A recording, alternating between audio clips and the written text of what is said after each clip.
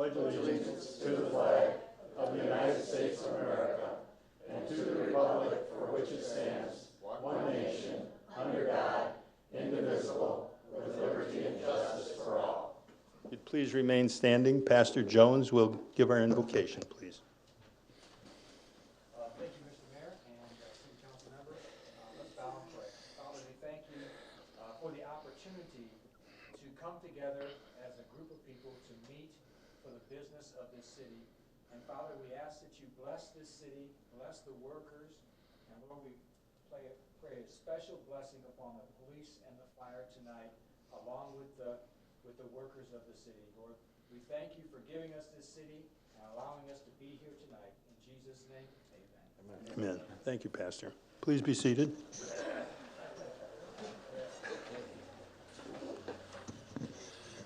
The clerk take the roll, please. All right, one of the final rolls. Councilman Templin. Present. Councilman Cisco. Present. Councilman DeGiulio. Here. Councilwoman Gabarecki. Present. Councilman Rourke. Madam Pro Tem McLeod. Here. Treasurer Armstrong. Present. And Mayor Matakas. Present. We have a quorum, sir. Thank you, sir. Ask for a motion for the approval of tonight's agenda, October 22nd. Support. Councilman Cisco is moved. Councilman DeGiulio is supported. We will, without objection, remove item 6 from the agenda. And we also, on item C, city council comments will be split. That portion, which is any council member who wants to speak individually in regard to the resolution on marijuana, we will take that in place of the city council comments in item C. And we will move council's farewell remarks to the city back to our other business, the end of the agenda, without objections to those changes. Are there any others? Hearing none, I'll ask for the vote. All in favor signify by aye. Aye. Opposed, same sign. That's carried. Thank you very much. Need a motion for approval of the minutes of October 8th. Support. Mayor Pro Tem McLeod is moved. Councilwoman Gabarecki is supported. Is there any discussion? Yes. Yes. Here on October the 8th, our meeting, we have me as absent from the meeting, excused. And then you folks were able to pass a point of sale inspection thing, so obviously you read something. But down here, we have me refusing to vote. Oh, through the chair, I And apologize. it's not your fault, it's not you, Mike. No, it was. It's our council that doesn't, they don't read everything. No, that's mine. I cut and paste that from the earlier minutes. I apologize. I No, will you don't delete have to that part. apologize, no apology needed. Anyway, so we need to straighten that out before we go ahead and vote. That will definitely be removed from the official record. Thank you, Mike. Thank you, It's not Councilman. Any other changes to be made? Hearing none, I'll ask for the vote with the change as to Councilman DeGiulio's attendance. All in favor signify by aye. Aye. Opposed, same sign. That's carried. We're down to the organizational business, and we will start with the city administrator's files. Good evening, Mayor, Council, residents of Allen Park at home. The mayor wanted to get done in 16 minutes, so I have no report, and we're just going to end the meeting. We'll be done in 16 minutes tonight. No, this is no record tonight. So, just an update on a few projects we've got going on. Street sectioning, Savone Cement has finished the south half of Wick Road. Depending on the weather, the reconstruction of the intersection of Wick and Reek may be delayed until the springtime. I'm hoping the weather's going to stay really nice and 50 degrees through December 1st, but not likely. So we may see that getting delayed until the springtime, but we'll keep everybody up to date on that. For the street improvement millage, Park Avenue from Leslie to just north of Champaign Road, GV Cement has started to do the restoration work on that portion of the project. That is now all open to traffic. It looks really good, and we had some delays there for parades and so forth, but we managed to make through all that. GV has now poured all of Thomas Avenue between Park Avenue and Quant, And today they were pouring the sidewalks on the south side of the street. So they're also making progress in that project. For the 2019 CDBG Community Development Block Grant ADA, American Disabilities Act Ramps and Sidewalks Project in downtown Allen Park. This will involve intersections at Allen Road and Philomene, Allen Road and White, and that should be starting sometime late next week. We have contract documents have all been signed with Dominic Gaglio Construction, and that was, and a pre-construction meeting was scheduled for Monday, this coming Monday, so that project will start probably later next week and will be done probably within a couple weeks, I'm going to assume, on those two intersections. There have been 17 of the recycled bottle cap benches. I don't know how to refer to them other than bottle cap benches, very similar to the one we have out front from, that was sponsored by Councilman Templin and his family. 17 of those benches have been installed in the parks throughout the city. Some parks do have 2 benches in them, depending on the size of the park, and they have 5 more parks to go, and I think that'll wrap that project up for the season there as well. The new equipment has finally been installed at Humpty Dumpty Park. That's at the corner of Arlington and Lawrence. Today, the contractor Savone Cement is working with the contractor. Savone Cement poured the concrete for the activity area. I think there's about a 2 to 3 week cure time on that, and then they're going to go back in and put the safety tiles on top of that, and that'll wrap that park project up. Rough estimate on cost is just short of $200,000. We got about $111,000 coming from Community Development Block Grant, and I think the other $80,000, roughly some, is coming from the Wayne County Park Millage Grant. That's one of the taxes that you do pay on your taxes, and then they do grant some money back to the community as well. So we're very happy to have that project. I think it's making a nice addition to the neighborhood, and well needed in that area. Congratulations out to Lieutenant Bill Mehall. He was a graduate. He's of the Allen Park Police Department. He graduated 2 weeks ago, I believe it was, from the Eastern Michigan University School of Police Staff and Command Executive Leadership Program. Excellent program. I believe he's our 4th officer in the last 3 years to go through that program. I believe we've also had firefighters go through a similar program. I know we've had at least one go through that program. It's very good to see we're able to get these lieutenants and sergeants into these programs and get some high-end training, and that is one of the best programs out. I was not able to attend graduation this time, but it is a wonderful service that they provide, and the students really do. It's a 9-month intense, 1 week a month program, and the dedication that he put into this program is just unbelievable, and that is for all the officers that have gone through it as well. The police department, they'll be having the test tomorrow for the positions of sergeant and police chief. These tests will be conducted by EMCO, and that is an outside testing organization. That is not done by the city. EMCO is a private entity company that does that for us as well. The auditors are here wrapping up, their auditors from Plant Moran are here wrapping up the testing, their testing this week, and they should be done entirely with the audit by the end of the week. And once they are done, it won't matter to this council, maybe to one of the 2 council people to my right, to my left, to your right. I was trying to get that out there the right way for the TV. Your other left. Yeah, that's right. We'll be looking to schedule a meeting to discuss those audit results sometime in early December. We're not too sure which council meeting it'll be yet, but either the 2nd or 3rd Tuesday of December, and we'll have that all beforehand for you. And Amanda's working hard with the auditors, so she'll be happy to see them go out the door quickly. The DDA is hosting their trunk or treat on Friday, October 25th. That's going to be from 5 to 7. That is at the Farmers Market lot on Park Avenue. Oh, did I skip past that? I thought it was another DDA. I apologize. I got to go backwards here. The finance director is also meeting with the DDA on Thursday, October 24th, regarding some refinancing of their bonds, and he's also looking at the possibility of refinancing some 2005 water and sewer bonds. We've taken a look at, I think that is the last 2 issues that we have to look at for possibility of refinancing for some cost savings, and the numbers may not be extremely large, but at least a little bit of savings. I think we have to take advantage of everything we can at this point in time. We have an obligation to the residents to do everything we can to save every penny we can here. Trunk or treat, again, that's going to be this coming Friday from 5 to 7 at the Farmers Market on October 25th. Trick or treat hours, we've also posted this out in the lobby. We posted up on the Facebook page, and I believe they've got it also on the city's website, and I believe the police department's Facebook page. Trick or treat hours for Halloween are gonna be 5:30 to 8 o'clock. I was always amazed when I looked at the Facebook page and people saying that's not enough time.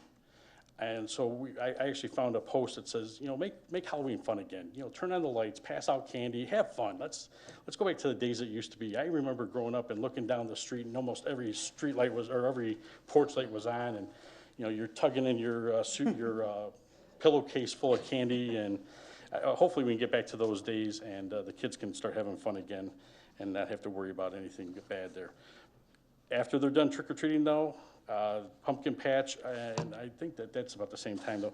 The 31st annual pumpkin patch taking place on Park Avenue from 5 to 8 o'clock. And I believe the Elks is having a party afterwards. I think that may go until 9 o'clock, if I'm not mistaken. I didn't see the time on that one there, so. But that's for our Halloween activities.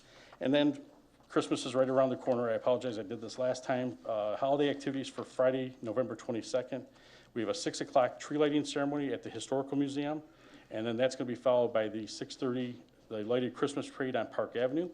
That goes from the Historical Museum down Park Avenue to Philomene, and it will end at the Allen Park Community Center. We have put something on everybody's desk spot here. Using some donated funds, I had a conversation with the mayor a couple weeks ago, and I asked him, I said, in 8 years, what's one of the most important things that you were able to accomplish here, and what did you kind of foresee when you came on here 8 years ago? Just prior to the emergency manager, and everything was already going downhill at that point. And I think the mayor said, the finances were there, but they figured you could make amends to those. It had some uphill battles though with some needed public safety millage, which thankfully was approved by the voters. But one of the things he said, and I, correct me if I'm wrong, was that he didn't think he'd ever see the city hall be built. And so I take it as a huge accomplishment that we were able to get that done with the work of everybody here. So Deb Zettel in my office, we took some pictures that we had, and we were able to put together a little booklet, kind of show you the progress of the city hall, going back to the days of the old city hall. There at 16850, to our temporary location, to the construction of reconstruction of this building, and the final product, and then pictures of the Boy Scouts. Mike had the Boy Scouts come in and bring the flags in for us, and so we wanted to share that with everybody. If there's people that want to get a copy, we'll get a price for you, and there. But it was just something nice that we tried to put together to kind of as a memory for there. So we appreciate the opportunity to be part of that. Myself and Bob have talked numerous times. Some of the things that we've accomplished here in the last 4 years, we'd be happy to just accomplish in our career, and we've been able to do it in 4 years.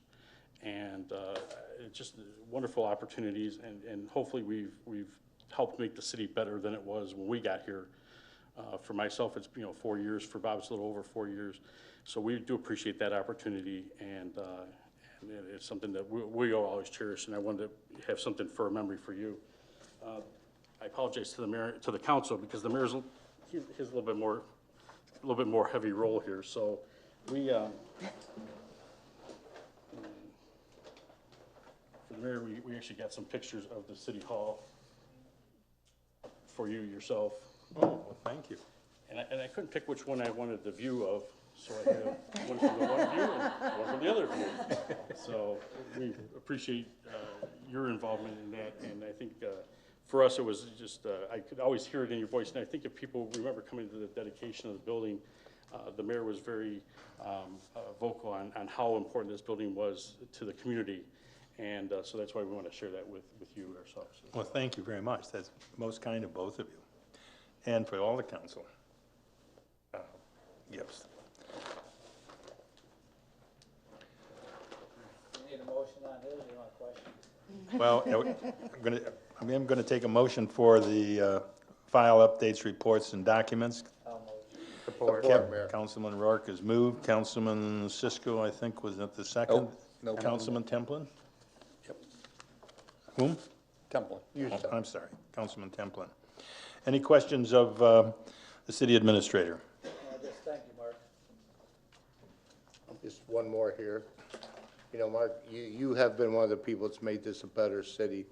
At this table, you, Joe Covier, and I'm gonna have to throw Bob Cady in, even though he doesn't sit at the table. You three people have done a lot as far as for the city. Appreciate the kind comments.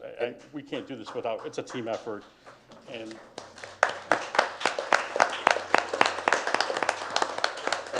the team is, it looks like they're mostly over on this side tonight, a couple people on this side. We appreciate, it's a team effort. I top to know it bottom. is. That's why I said all three of you. I mean, just, and I want to say too that two other people that I have to give praise to, and that's Tom Murray and Matt Doring. I mean, without them two guys, I would never have gotten through my years here without the knowledge that I got from them and the things that they fulfilled for me that I was able to fulfill for the citizens of Allen Park. And I really appreciate that from all five of you people. You've all done that job. Now, to get back to what you were talking about, who's going to take the test for police chief? Do we know? Is it anybody that's a lieutenant now? Is that how it goes, or what is it? Yeah, I believe there were 3 eligible candidates. I don't know if all 3 are scheduled to take it. But that would be Lieutenant Egan, Lieutenant Soden, and Lieutenant Hillock. And the one with the highest score, is that how it works, or what is it? The highest score I'm in gonna yield whatever, to however Mike. they I'm gonna yield to criteria. Mike on that one. Through the chair, it's a very cut and dry process. We hire a third-party company, and first part's a written portion, and that's worth a certain percentage, so whatever you get on there is a certain percentage, and then there is an oral interview where they get police chiefs and deputy chiefs and police officers from all around Michigan, and they sit through and then they grade each individual, and then they combine the two, and essentially high score. That's How they come up with it? yeah, it's no politics. That's the beauty. And the of it. one that takes the sergeant's test, is that all the patrolmen take that, or just the ones that want to? How does that work? Through the chair, I believe that you have to have, oh goodness, I believe you have to have 5 years on, and then once you have 5 years on, you could test for sergeant. I want to say maybe 20 are eligible, 15 eligible, but we only have 10 testing. Okay, thank you. You know, I want to say to you too, you are really a knowledgeable clerk. You've been here at every meeting that I've attended. And I want to say thank you for that. And you've helped out in my last 8 years too, Mike.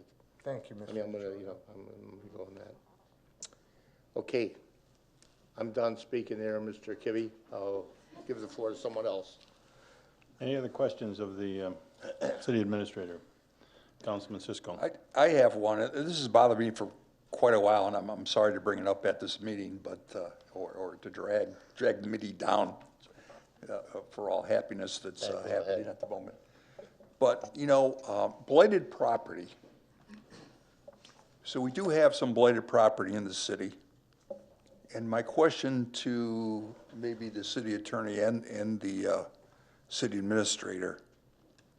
So on Park Avenue, there's a cleaners that is contaminated, from what I understand.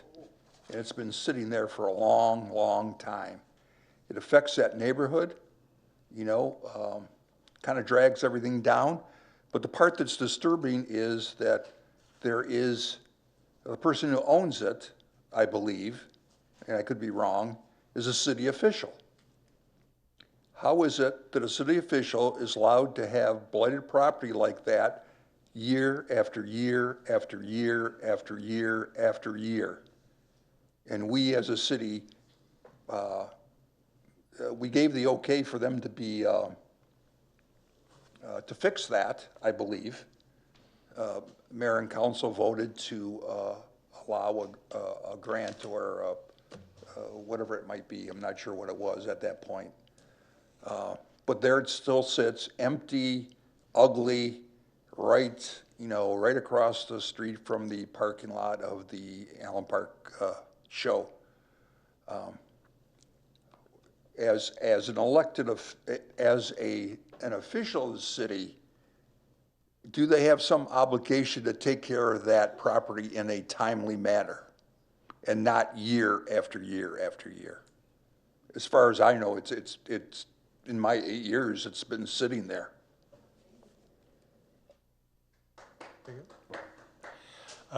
First, last time I checked that title, it's not owned by the official. It is owned by a family member, but it's not his.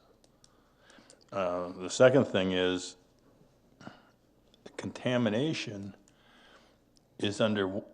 is prior users, and the state has knowledge of the contamination. It's been on file with them, but they've not sought to take any action. And I'd have to ask the city attorney. I doubt, in terms of brownfield action, as to whether we have any jurisdiction. I don't know of any. Yeah, we normally do not proceed against that with respect to that kind of contamination, unless it was contaminating our property. So I do know, I do believe, and years ago I was warned, be careful what you say unless you have a file in front of you and you know all the facts and things. So, so take what I'm saying in fact, I'll paint with a broad brush, so to speak. But I do believe certain action was taken by the city, and as a result, that building was painted, and there was some improvement to the exterior. But that's about all I know about it. I can't answer much more without looking at a file. Any other comments or questions of the? I would just say this about that is, does the city have recourse to demolish that building? To bring an action to demolish that building if nothing's done to it? How long, we've done that with houses that sat blighted, and we've taken them to court and had the buildings demolished. Is there a difference between a commercial property and a residential property?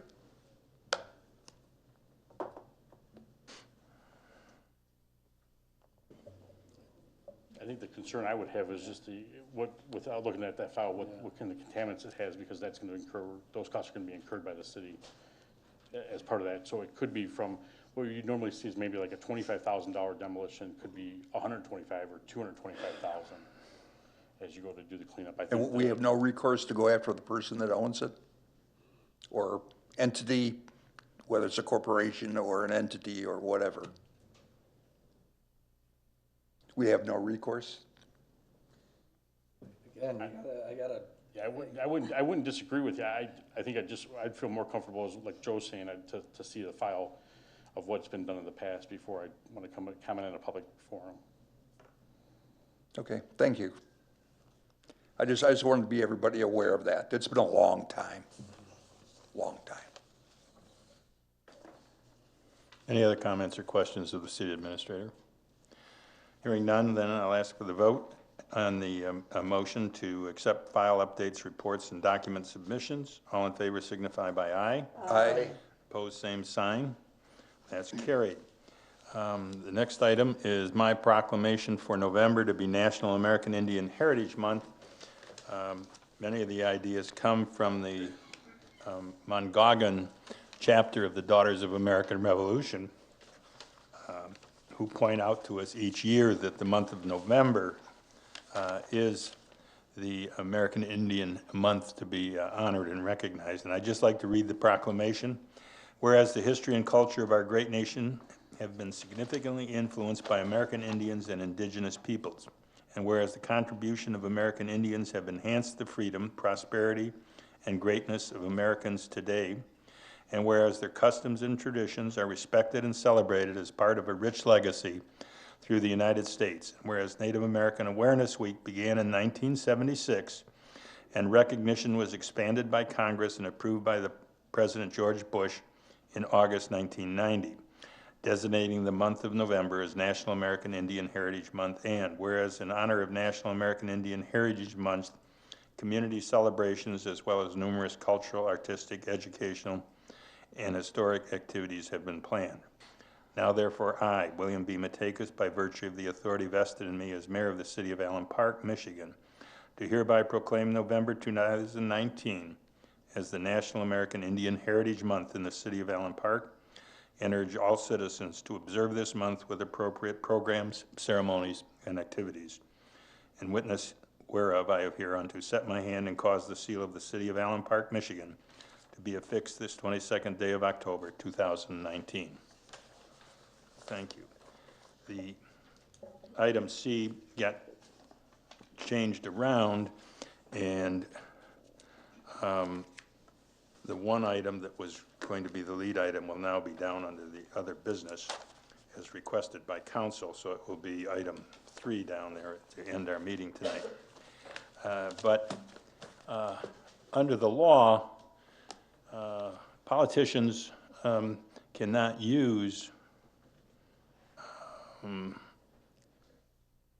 public funds or services, but they can express personal opinions. So I told the council tonight I would like to state for the record, because there seems to be confusion with the materials that were put out by a group who is supporting recreational marijuana. And I wanted to say approximately a year ago, this council unanimously voted to opt out of the state's recreational marijuana law. So we did opt out, and that's why you see it on the ballot, because it is a referendum item created by citizens in this city. I still believe that it's right that we opt out, and my remarks are really going to be those from the Colorado Department of Health. Colorado is the first state, has the longest record of having recreational marijuana, and I wanted to point out, if you look at their map of which communities are supporting marijuana, even though they have a statewide recreational marijuana law, they had the right to opt out. 75% of the geographic area of Colorado opted out of recreational marijuana. So it's kind of like, I guess, Americans, we believe everybody ought to have freedom, but we also reserve the right to say, if something's bad, we don't want it in our backyard. And I'm kind of hoping that the majority of people in this city will think of it that way, because I think it has serious repercussions, and I'd like to go through this. I'm sorry it will take a little bit of time, but I just think there has to be some public awareness from what state of Colorado does. Every year they have to have a report on marijuana, and then their Department of Public Health looks at that for its health consequences. But other parts of the report, because this report runs hundreds of pages with enormous amounts of graphs and whatnot, dealing with accidents, school truancy, a number of things that I'm not going to get into with my remarks. I'm simply going to deal with the public health consequences. And then their first discussion is marijuana use among adolescents and young adults. Committee reviewed the relationships between adolescents and young adult marijuana use and cognitive abilities, academic performance, mental health, and future substance use. Weekly marijuana use by adolescents is associated with deficits in learning, memory, math, and reading skills. Even 28 days after use. Weekly use is also associated with failure to graduate from high school or complete a college degree. Adolescents and young adults who use marijuana are more likely to experience psychotic symptoms as adults, such as hallucinations, paranoia, and delusional beliefs. Evidence shows that adolescents who use marijuana can become addicted to marijuana, and that treatment of marijuana addiction can decrease use and dependence. Additionally, those who quit using marijuana have lower risk of adverse cognitive and mental health outcomes than those who continue to use. Marijuana use in cancer. The committee reviewed different forms of cancer relative to marijuana use, as well as the chemicals released in marijuana smoke and vapor. Strong evidence shows marijuana smoke contains many of the same cancer-causing chemicals found in tobacco smoke. However, the research is conflicted for whether or not marijuana smoke is associated with lung cancer. Marijuana use is associated with testicular cancer, and limited evidence also suggests there's association between marijuana use and prostate cancer. On the other hand, the limited evidence available concerning cancers of the bladder, head, and neck suggests they may not be associated with marijuana use. Marijuana use and cardiovascular effects. The committee reviewed myocardial infarction, stroke, and death from cardiovascular causes relative to marijuana use. Limited scientific evidence shows that marijuana use may increase the risk of heart attack and risk of stroke in individual younger than age 55. Marijuana dose and drug interactions. The committee reviewed THC, tetrahydrocannabinol, the main psychoactive component of marijuana. Levels relate to marijuana dose and method of use, the effect of secondhand marijuana smoke, drug-drug interactions involving marijuana, and the relationships between marijuana and opiate use.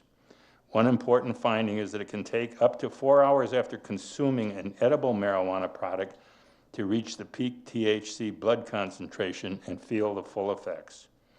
There is credible evidence of clinically important drug-drug interactions between marijuana and multiple medications, including some anti-seizure medications and a common blood thinner.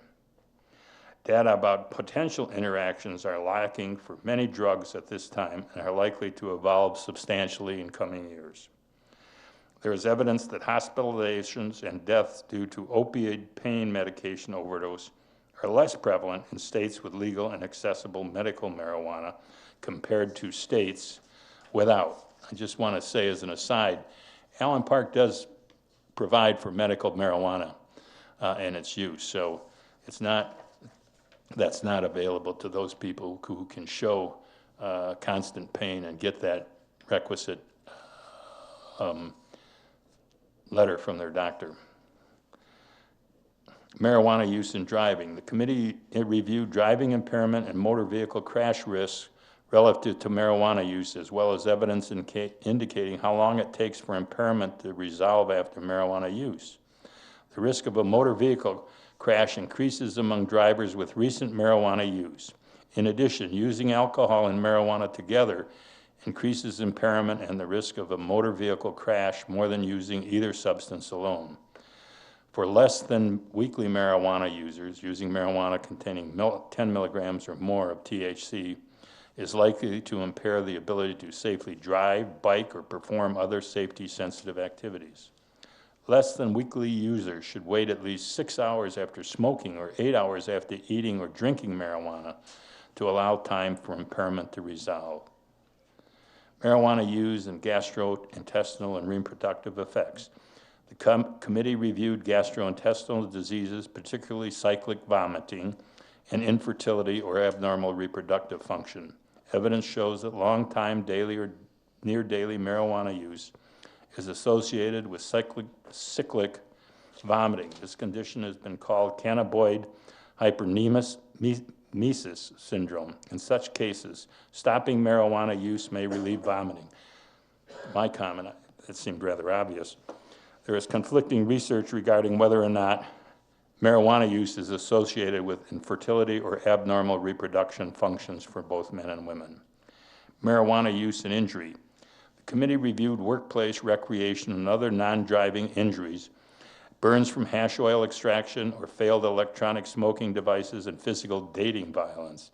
Evidence shows marijuana use may increase the risk of workplace injury while impaired, but is unclear for other types of non-driving related injury. There have been many reports of severe burns resulting from home extraction of butane hash oil leading to explosions, and the cases of electronic smoking devices exploding, leading to trauma and burns. Concerning dating violence, adolescent girls who use marijuana may be more likely to commit physical violence against their dating partners, and adolescent boys who use marijuana may be more likely to be victims of physical dating violence. Marijuana, it seemed kind of you. assuming that the women are generally beating up men, marijuana use and neurological, cognitive, and mental health effects. The committee reviewed the potential relationships between marijuana use and cognitive impairment, mental health disorders, and substance abuse among adults. Strong evidence shows that those who use marijuana daily or near daily are more likely to have impaired memory lasting more than a week after quitting. An important acute effect of THC is psychotic symptoms, such as hallucinations, paranoia, and delusional beliefs during intoxication. These symptoms are worse with higher doses. Daily or near daily marijuana use is associated with developing a psychotic disorder such as schizophrenia. Finally, evidence shows marijuana users can experience withdrawal and become addicted to marijuana, and treatment for marijuana addiction can decrease use and dependence. Marijuana use during pregnancy and breastfeeding. The committee reviewed adverse birth outcomes and the effects of prenatal marijuana used on exposed offspring later in childhood or adolescence, and effects of marijuana use by a breastfeeding mother. Biological evidence shows THC passes through the placenta to the fetus, so the unborn child is exposed to THC if the mother uses marijuana, and THC passes through breast milk or a breastfeeding child.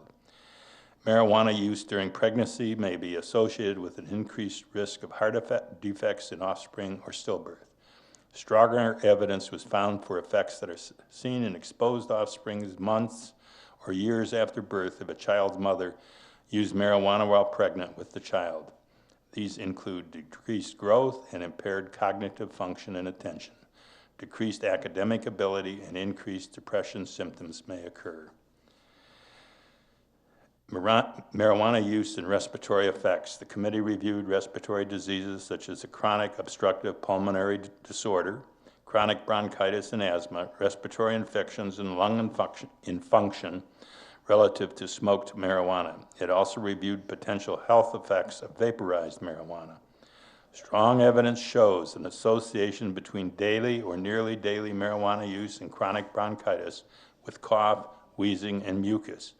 Additionally, daily or nearly daily marijuana use may be associated with bullous lung disease and pneumothorax in individuals younger than 40 years of age. Frequent smokers who switch from marijuana smoking to marijuana vaporizing may have fewer respiratory symptoms and improved pulmonary function. Finally, a notable effect of acute use is a short-term improvement of lung airflow. So I guess you can say that if you don't smoke it, there's at least that benefit. But unintentional marijuana exposures in children. The committee reviewed unintentional marijuana exposure relative to marijuana legalization and child-resistant packaging. They found strong evidence that more unintentional marijuana exposures of children occur in states with increased legal access to marijuana, and that exposures can lead to significant clinical effects requiring hospitalization. Additionally, evidence shows child-resistant packaging prevents exposure to children potentially harmful substances such as THC. So I thank you for letting me read that into the record here, but I just wanted to say that I don't think you're making a safer Allen Park if you vote for marijuana use, and particularly for our young people. So those are my comments. If there are any other comments that council people wish to speak on this matter, this is the time that we should do it. Councilman DiGiulio. Okay, Mayor, I'm going to thank you for your marijuana comments. They were great. And you really woke me up when you told me about the women attacking the men. I mean, that was a wake-up call for me. Yeah, you and I can only hope. Yeah, well, we can only hope to be attacked. I don't think that's the type of attack they were talking about, but okay, Mayor. Okay. I'll go with you on that one. I'll give that one to you. I don't say a lot of words, but I don't want this garbage in my city. I don't want it around my grandchildren. I'm certain people don't want it around their children, the young families that live here in Allen Park. Allen Park's got a reputation for being a clean community. Let's keep it a clean community. This thing makes it sound like we're approving it. Safer Allen Park and a city proposal. I mean, it just sounds like we've put it on, like the 7 of us have put it on, and that's not the case. So please get out and vote. Don't vote 12% like you did for mayor and council. I would have rather lost by 10,000 votes than 175. So get out there and vote, you know, make your word heard. That's the only way your word will be heard, is if you get out there and vote. So I'm sure we'll have a bigger turnout. We have 12 good people running for council. We have 2 good people running for mayor. I'm sure it's going to all be a hard choice, but you have to listen to how they profess themselves. You've seen those articles in the Guardian newspaper. I thought they were all good articles. I thought the candidates all showed, you know, their worth, what they were for. A lot of them I don't agree with. You know, I don't agree with what they're for. Matter of fact, I've had talks with a couple of people that I don't agree at all what they're about, but I allowed them to put a sign at my house. Hopefully they'll pick up that 100 votes or whatever it was I got there when I ran. So even though I don't agree with you, doesn't mean that I don't approve you. I mean, I'm glad to see at least you show an opinion. You show an opinion where you're at. You don't hide it. Councilman? 2 minutes up? Well, Thank you, Mayor. we were on marijuana. Well, that's all part of it. I mean, we have people that are going to be for the marijuana, and you know, don't bring it in our city. Don't bring marijuana in our city. Get out there and vote. Okay, Mayor, go ahead next. Thank you. Do I have any other councilmen that want to comment on the marijuana issue on the ballot? Councilman Cisco. I'm going to try to bring this into perspective a little bit. You know, I sit on the Legal Affairs Committee along with Gail McLeod and Tina Gavarecki, and we've been doing that for 4 years now. And this was brought up, we've talked about this for 4 years. Literally, what could happen, what might not happen, what we should do. And as we researched it more, and Bob Cady helped me do some of the numbers, when they talk, when one of the issues is it's going to bring revenue into the city, well, that's debatable, how much it's going to be. Bob Cady and I went through some numbers, some generous numbers, and basically if you don't have a dispensary, you don't get money. Everything is divided throughout the entire state. If there's 300 dispensaries, our share of the pot, which is very, very small, gets divided by 300. So you get a percentage of the revenue, and it's small. Maybe it's, I can't even speculate. I think we tried to do that, and it was, there'd have to be a fantastic amount of money coming in for Allen Park to really look at this as a big revenue stream. I think that's false.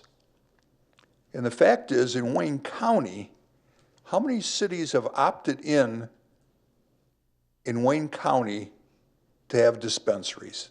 How many? Anybody? I think there's around 4. Detroit, River Rouge, Ecorse, I think Lincoln Park, and possibly Melvindale. Oh, Inkster, right. That's it. Out of all the cities, there's a reason.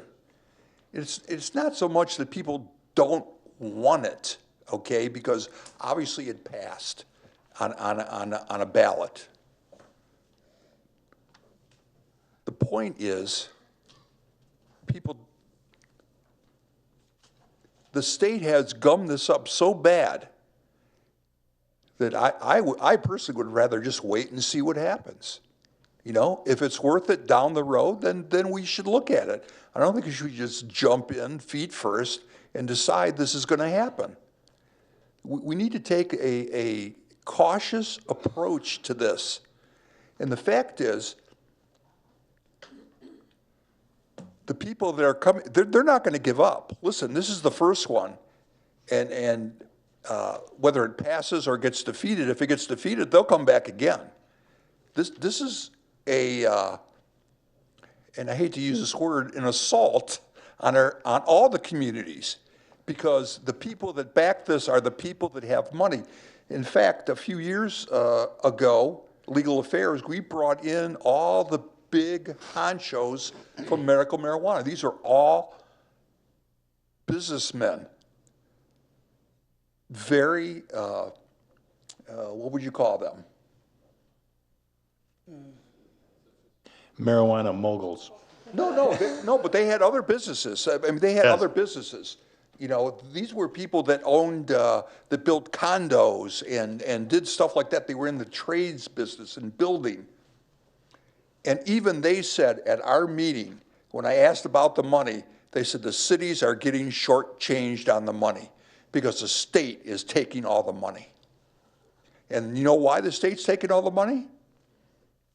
How does, and I'll say this, so we have a Republican governor, a Republican Senate, and a Republican legislators. How did that happen?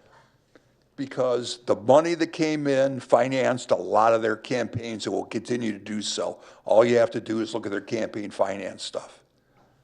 So, money, it's all about money. And I don't think we're going to get our fair share for what it's worth. So I think we should take a look back.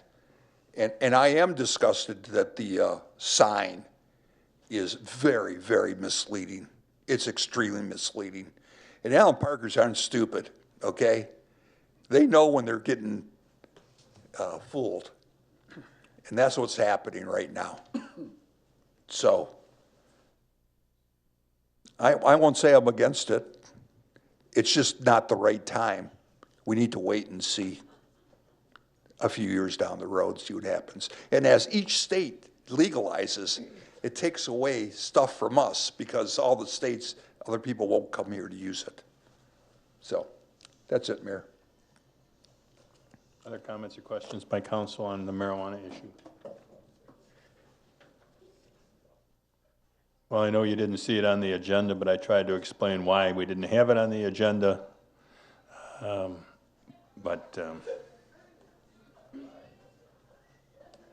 We'll move on.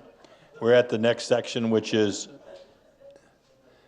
public comment, and I just ask you to look at the back of your agendas, and you will see the rules of the quorum. We ask that you be respectful in your comments and questions tonight when you come before us. So, with that, anyone who wishes to, Ms. Lockwood? The mic's not. Well, that's right, I used your maiden name, didn't I? I don't think it's that. That's all right.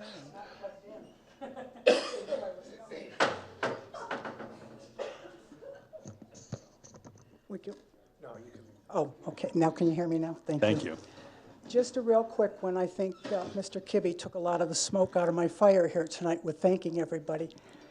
I'm just here as an observer for the last 35 years of mayor and councils in Allen Park. I was very proud to be part of the group that we put together for the Joyce Parker regime, for lack of a better way to put it. I've never seen in the history of Allen Park, and I mean this very deeply, more people more dedicated than you are that I'm looking at right now. I want to thank you publicly. I want to thank you individually if I can, not right now, but I'll do it in the future time. We went through one of the worst nightmares Allen Park has ever endured. This mayor and this council came on, took it head on, got our bond rating better, got our financial done, got our city hall built, done it very nice. The team that these people that you've put together got us out of that nightmare. And I just professionally thank you very much as being a council observer for all these years. And I thank you publicly and individually, like I said, for being such a team to get Allen Park out of the trouble we were in and bring us back with shining stars. Thank you.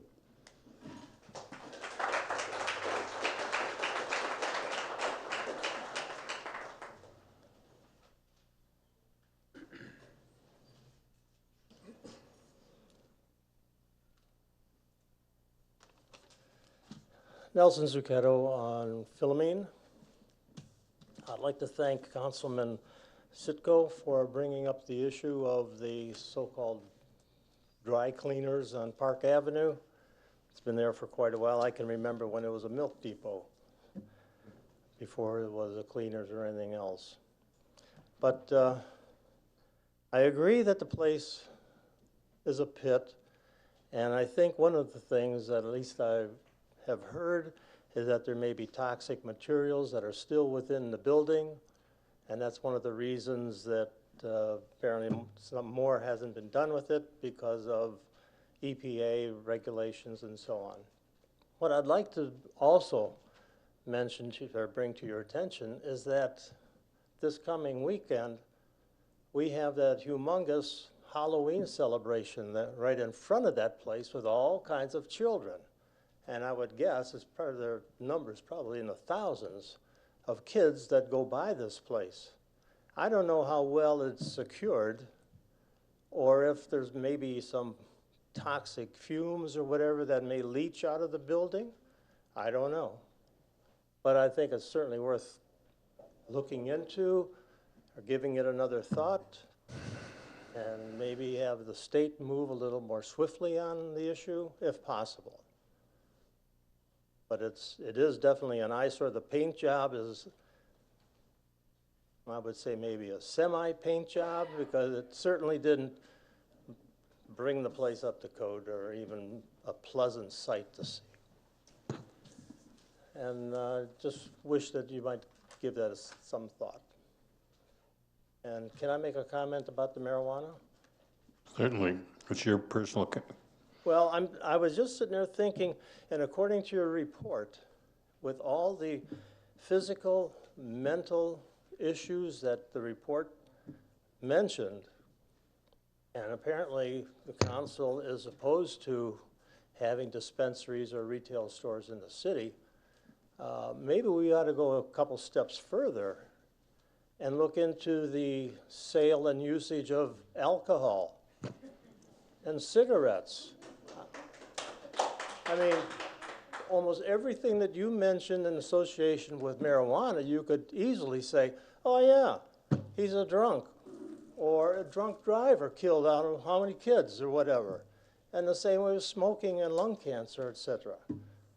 So if Allen Park is such a nice place, and I agree that it is, then maybe we ought to go a couple steps further and take care of those businesses too. That's all I have. Oh, by the way, thank you. Thank you for your service to the city. You're all to be congratulated.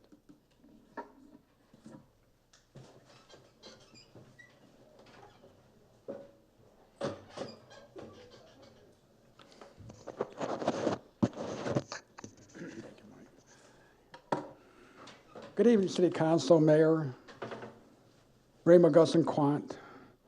It's been brought up to my attention at the last meeting, I didn't thank somebody here at City Council.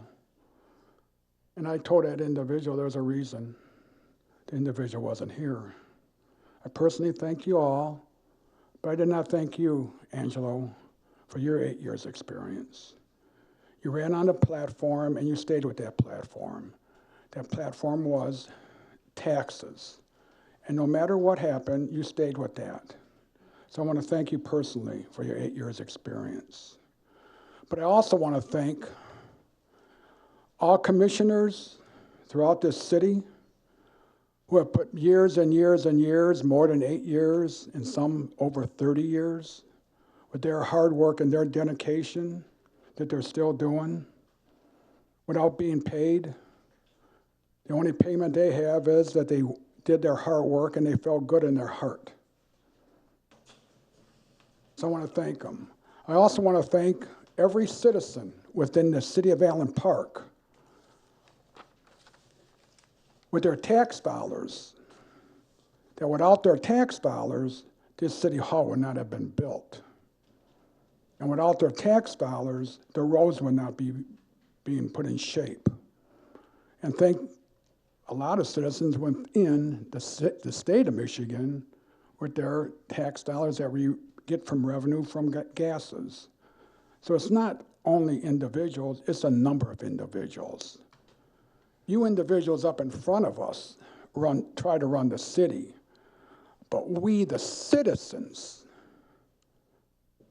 are a very big part of it.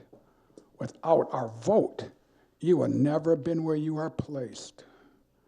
So we put our lives into your hands because of that. So you know what? Like I said, I want to thank the citizens.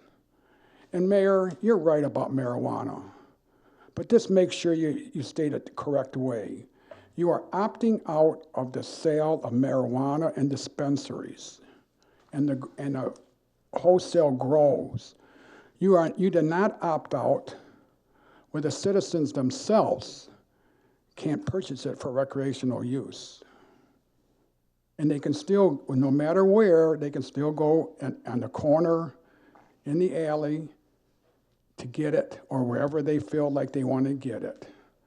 So I'm just trying to make it sure that everyone here understands that we didn't opt out of the legal of marijuana. It's still the citizens themselves are still going to be able to smoke it legally. So with that, I want to thank you very much, and you have a great day.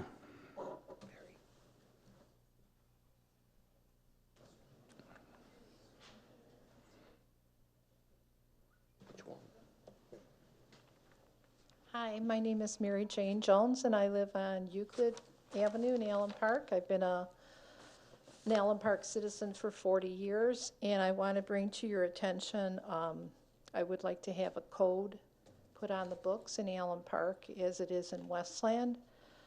I have a neighbor that has a mulberry tree that is damaging my fence. It's pushing the fence out. The branches are going over onto the electric lines. My neighbor did trim the tree. Last time was 2 years ago. Last year at my own expense, I had the tree trimmed that was coming on my side. However, even now, the roots are bringing the fence up, it's pushing it over, and the tree it's going into my electric lines from my house to the pole. I've called DTE Energy, and they refuse to do anything about it because they only trim from pole to pole, not from house to pole. Oh, okay, yep. Now, my neighbor last year told me that I could have his tree cut down. I could pay for it. I am a widow, and I work part-time. This is not on me. I have to have a tree cut in my backyard that is dead, a pine tree. That's going to be a big expense for me to have done. Now, what I have heard is that Westland has an ordinance that if a tree is damaging somebody else's property, the city will come out and they will give that neighbor a certain amount of time to correct the situation. If it is not corrected, the city will correct the problem and put the expense on that taxpayer's taxes. Now, a friend of mine has a nephew that actually looked into the code here in Allen Park, and they were quite surprised that Allen Park does not have a law like this, does not have a code like this. I have also talked to Jack DeRocher. He came out to my property over a week ago. And I left a message for Mr. Mizzy to call me, but that was over a week ago. He did not return my call. So I would request that this be done as soon as possible. And also, I would like to ask a question, because I have to have this tree, my tree that's dead, actually cut down. And will the city look into this? Because I'll have to have this thing done as well. From a legal standpoint, can I have this charged against my neighbor? Your dead tree now, are we talking about, Oh, or I'm your talking mulberry about the tree? mulberry tree that is in my lines right now. My utility lines. Through the chair, one reason I'm waiting, number one, my neighbor behind me used to have a mulberry, and it was more or less the berries and the birds and the stains on everything that bothered me. Pesticides. Secondly, and I don't want to say you're wasting your time, but 6 out of 7 of these people won't be around. So, and what I was going to wait to call you for is wait till the new group gets in and then start on that. I mean, they could start the ball rolling, but I've seen many times where something started with one mayor and council, and then when it went over, it just got dropped. So call back in a month and a half or 2 months, and you'll have 6 out of 7 new people up here you could start. But mine, you're not the only one. Mulberry trees, we've gotten numerous calls over the years. It's not just the invasiveness, but it's that purple berry color all over your property.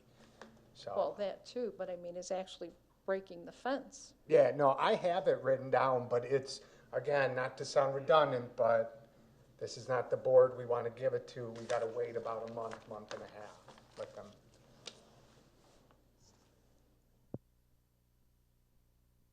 All right. Thank Okay. Good evening. Dennis Hayes, Quant Avenue. I'd like to mention a couple things. One, I haven't been to a meeting, I guess, now in 5 months or so. And I actually was out of town for much of that time, and I want to comment that I was happy to see the great advances that have been made in the 100 or so miles of streets we have in this community. Now, it's only a scratch of the surface, but it's still nice. We all have a habit of traveling certain roads every day. I go down Park almost every day, and the large majority it's been repaired, which is nice. But I'm also aware that there's another 90 miles of road that are probably in serious condition. And I wonder if you, after I'm finished, if the city administrator might want to remark on what percentage of that 100 miles of roads at this point has been affected by our recent efforts, and what, I remember we said it would take years and years because you can only do so many miles a year, but so if you'd remark on that, I'd appreciate it. Secondly, I heard with interest the fact that you hope to refinance the remaining couple smaller bonds. My question would be, because of the immense cost in refinancing, is there actually a net benefit, or is this just enriching the negotiators and the lawyers who do this bond business? Because it seems to me, as I recall over the years, the bond counsel would get a tremendous fee out of the renegotiating. So maybe at the end you might remark on that as well. Is there a net benefit, or is this just trading money between lawyers? Finally, I'd like to associate myself with the comments of the gentleman on Philomene. And my request would be, and this is a citizen request of you all, of the city administrator, the rest of you probably won't be around, but the city administrator presumably is going to be here for at least another couple meetings, maybe longer, and the city attorney. And I would ask if the city administrator would make a note to advise the citizens as to this issue of the dry cleaning building. You know, you're not going to resolve it particularly necessarily. You may not condemn the building right away, but you could give us a status report and say, here's why we can do something, here's why we can't do something. It would cost us hundreds of thousands of dollars out of the city's coffers that we don't have to do anything about it. Or there are possibilities. We've researched it legally. We found out that the owner is responsible or is responsible to a certain degree or whatever the case may be. Finally, as to the marijuana business, I think, in my experience, and I'm not a native Allen Parker, but every second person, or maybe every third person in the town is using it already. I don't know where they get it. I know people that have medical marijuana cards that are damn healthier than I am. So it's a joke. The whole thing is a joke. And unfortunately, I'm not a user. I never have been. Never even tried it. And I'm a rare one for my 60s, being brought up in the 60s. But it's going to happen one way or the other. I don't like to see it in our town either, but I think invariably it's going to be something that we're all going to have to confront. And maybe it's unfortunate, but I think that's the reality. Thank you.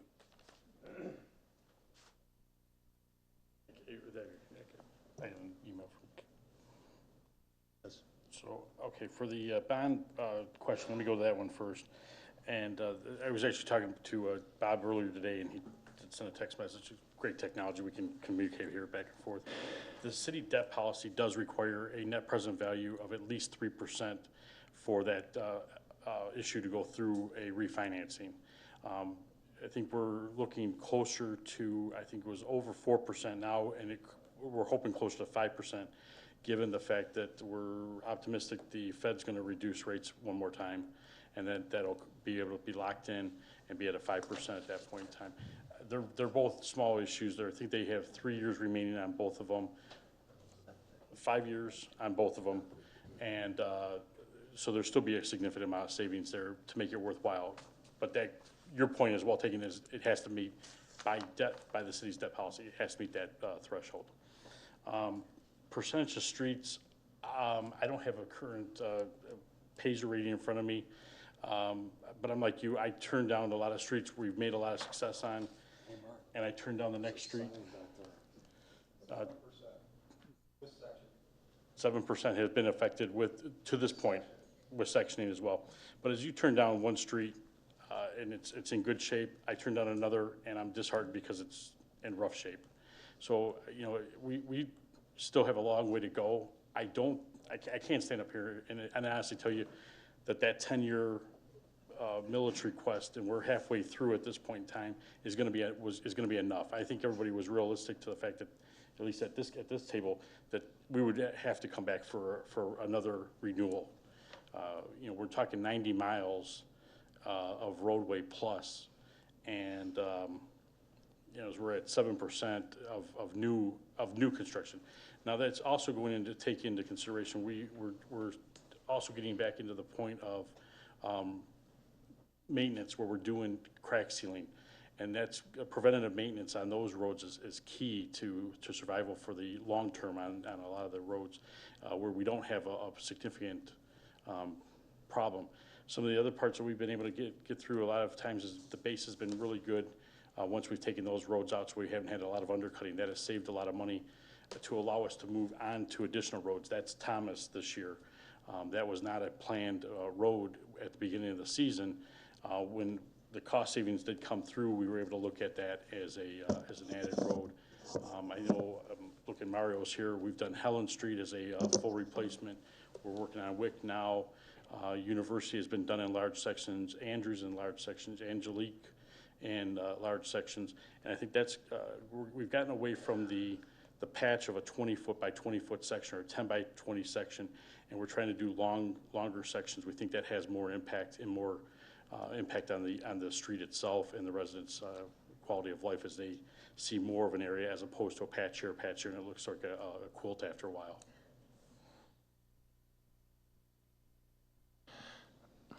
I would just say in regard to the bonds, because I have talked to our chief financial officer, and I said, at least in the case of PNC, I was at a meeting where he happened to be at recently, and I said I was very disappointed because we keep $100 million with you that you didn't bid on our bonds. You did bid on the escrow to the bonds. We have to put the money up when we call in bonds to refinance. We have to have the money in place like 30 days in advance. And I said, we'll have some refinancing, I think, coming up here before the end of the year, and I'd like to see you be one of the bidders. And the advantage is, years ago, that I remember as a young adult here, we never issued a bond. I mean, unless it was building a school or something in the school district, but most of the time, we went to then Security Bank, and they just bought our bonds. And so we have two banks, pretty large banks, PNC and Comerica. And I said, when we issued the last $17 million, they didn't bid on one of them. And I said, you know, we keep close to $200 million that are going through in all of our different funds that we have to run our city. And I said, our two bankers, you know, couldn't put a bid in. I can understand if we weren't an A-graded credit, but we are A+. So we are very strong investment grade. And I talked to Bob, and I said, both of them, hopefully, we may not have to go to bids. We may be able to do something. I know the big issue, and they always want it in a bond form because a tax-exempt bond is also tax-exempt in their portfolio. The banks don't hold them. They sell them to their preferred customers. But I don't care as long as it cuts down the tremendous cost. I'm a lawyer. I like to see lawyers get paid, just as long as I don't have to pay them. And as a taxpayer, I look at it the same way. And hopefully, if it's direct transaction to our banks, 1/2 of the legal fees get tremendously reduced. So we are exploring that too. It's not just we're going to go straight issue new bonds to refinance old bonds. So hopefully something will come from those two banks. Any other citizens? Charles Blow, Champaign. 8 years ago, swearing in, you were at a city hall that was all moldy, the roof's leaking, the police department had plastic over their computers and stuff. You guys, some of you know, but have been to 3 city halls, temporary city halls. From the smart meters to the giant trash cans that we have today, all those arguments, all those things, the 8 years I've known you guys, it's just been a pleasure to come up here speaking to you guys. I'm so proud of all the effort you guys have done in the last 8 years. 2 things I would love to bring back that the old city hall had was all the pictures of all the mayors, because I've been to different city halls and they have those, as well as there was a case that had veterans or people who are in serving, and it had its display case. It has the 2 things that I wish that we can bring back to the city hall. Like I said, I am so proud of each and every one of you. Thank you for your service. Just because you're not up here doesn't mean your voice just stops. You can be down here speaking to the next council, as well as join a committee. So thank you. You're always going to be Allen Parkers. So thank you for your service. Have a wonderful day and stay positive.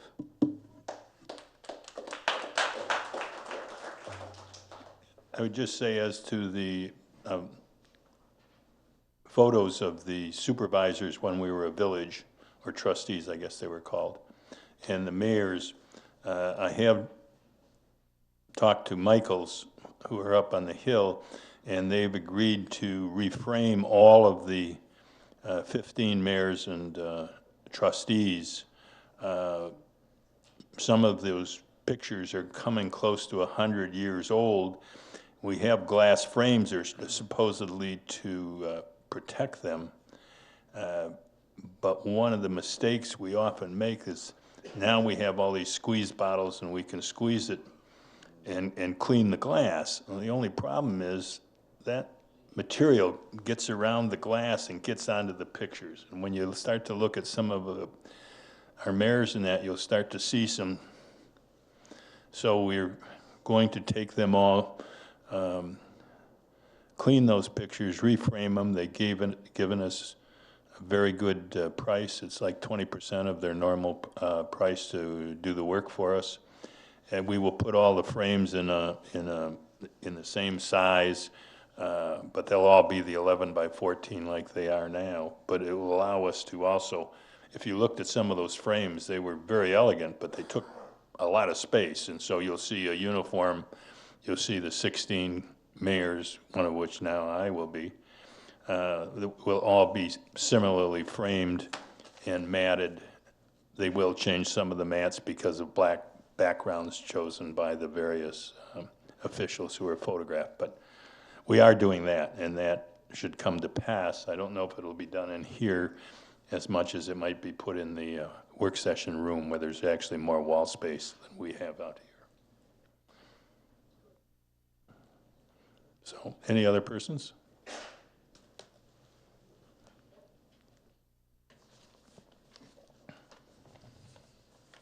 Good evening, Council, Mayor. My name is Amelia Rafferty. I'm a recent resident to Allen Park, and I guess I picked the worst night to decide to speak for the first time because it seems to be lasting forever. But I had a couple things I wanted to touch on, actually all of which have been mentioned tonight, well, except for one thing, which is kind of ironic. But I guess I'll start first with the marijuana issue that's going to be on the ballot proposal. I appreciate what you said, Councilman Cisco, regarding it's more of a financial matter, whether it makes financial sense or non-financial sense. I would say that a lot of the arguments I hear from council and other people are based off of, I think, more whether or not people should be smoking marijuana to begin with, which I don't know if that's really the argument here today anymore. That's been decided. It's here. It's in Allen Park. You don't have a choice. Detroit has already agreed to sell it. It's 20 minutes away. So if somebody wants to go buy it and smoke, they're going to go do it. That being said, I've done a lot of research into Allen Park in the past, and given the financial struggles that the city has had in the past decade or so, I don't know if rejecting any sort of revenue stream into the city is a good idea. It's not just the small tax percent of the excise tax that you may receive. There's also commercial property taxes. You know, you mentioned like the blight on Park Avenue with the cleaners. I mean, that could get removed and kicked out and a dispensary could be put in, and now they fix up the building. They're paying, you know, commercial property taxes to come in. I mean, those are higher than your residential tax rates, not to mention the licensing fees that could come in. And there's always the opportunity that you have people apply for a license and they all get rejected. And it's not even there because you don't find any qualified candidates. But just from a very pure logical financial point, I don't know if Allen Park is in the situation where it's a good idea to reject any sort of revenue stream coming in, whether it's small or large. I just don't know if that's in the best interest of the taxpayers. And leading in from that, there's a talking point tonight about the water meters throughout Allen Park. I was actually here at that meeting a few months ago when, I can't remember his name, but the head of Public Works, I think. He came in and he talked about the issue with the water meters. I actually went home and did research on my own, and I came to the conclusion, well, I agreed with his assessment of the issue. I think that based on what he said, it seemed like that's definitely a need within the city. It's costing the city itself a lot of money with the failed meters, and that comes back on the taxpayers. Unfortunately, I don't think I'll get to hear your comments on, you know, the alternative measures because we don't, you know, the quote is a little too high and expensive. But I'm very concerned with what the alternative would be for that. I really can only see two alternatives. One is which the city just continues to eat the failed meters and they just have to continue to just pay, you know, that extra water for the entirety of the city. Or that you raise the water rates to make up for it. You know, and that comes back on to us as taxpayers.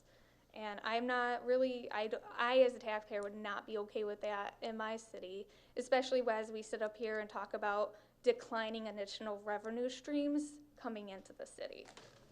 I don't think it's fair for us to have to pay for something when you're sitting up here. And I understand most of you won't be here going forward, but for you to sit here and decline additional revenue streams, but we don't have money to cover this or replace it, so you just have to deal with it. I think that is an unfair thing to do to the taxpayers and the residents of this city.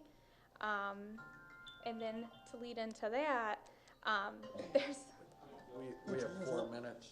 Yeah, That's what that was your music to say, we have to call your remarks to an end. Okay, then I suppose I will be back at the next meeting to continue my remarks for everybody. Thank you.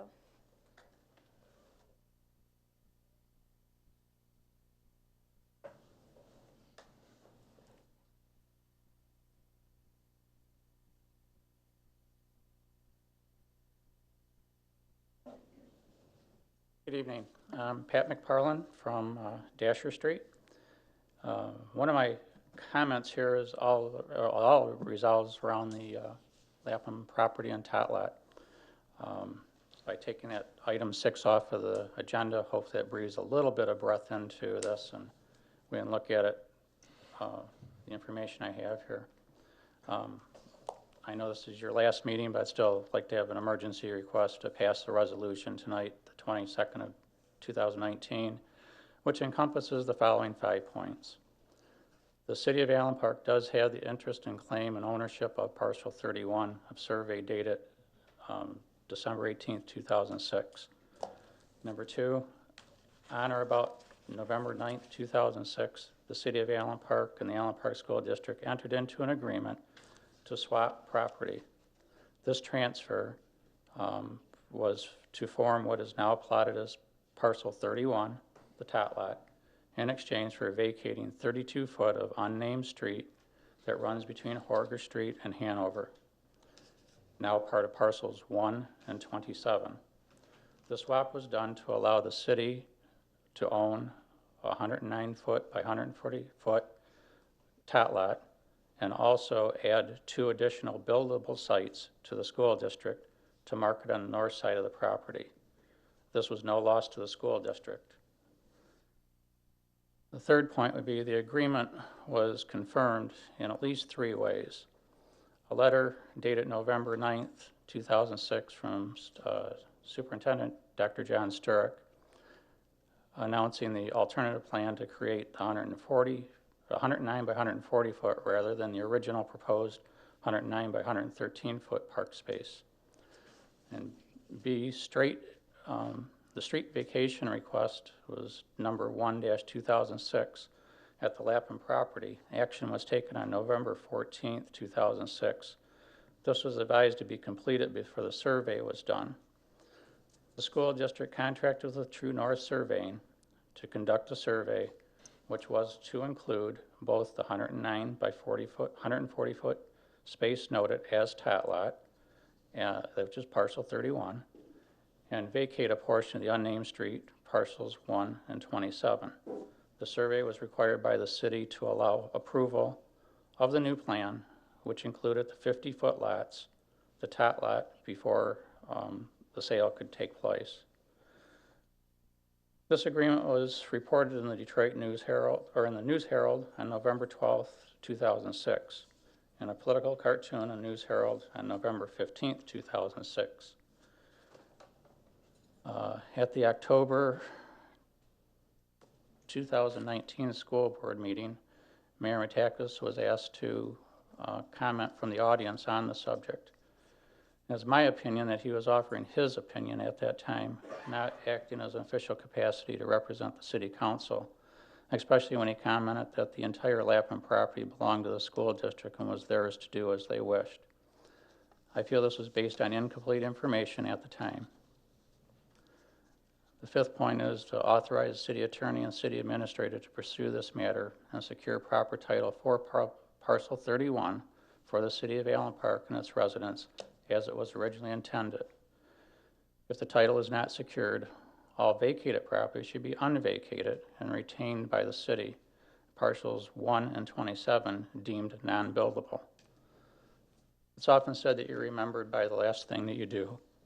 I hope you'll be in our favor for the city on this property. Excuse me.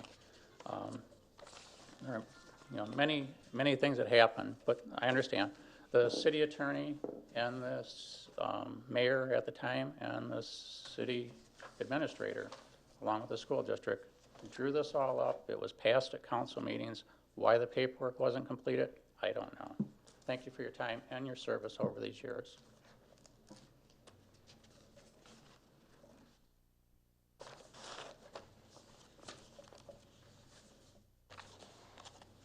Do we have any other citizens that wish to come forward at this time? Seeing none, then, I'm going to go to the consent agenda, and I'd like a motion for items, claims and accounts, payroll report, and the parade permit for the Parks and Recreation's 19th Annual Lighted Christmas Parade on November 22nd. A motion. Motion, Mayor. Councilman Rourke is moved. Councilman DeGiulio has supported. All in favor signify by aye. Aye. Opposed, same sign. That is carried. The resolution to put before the council the donation agreement of 6601 Allen Road between the City of Allen Park and Dollar Cinemas, DBA, the Allen Park Theater. Motion, please. Motion. Support. I'm sorry, on my right, Councilman Cisco. Mayor Pro Tem McLeod has supported. Discussion by council.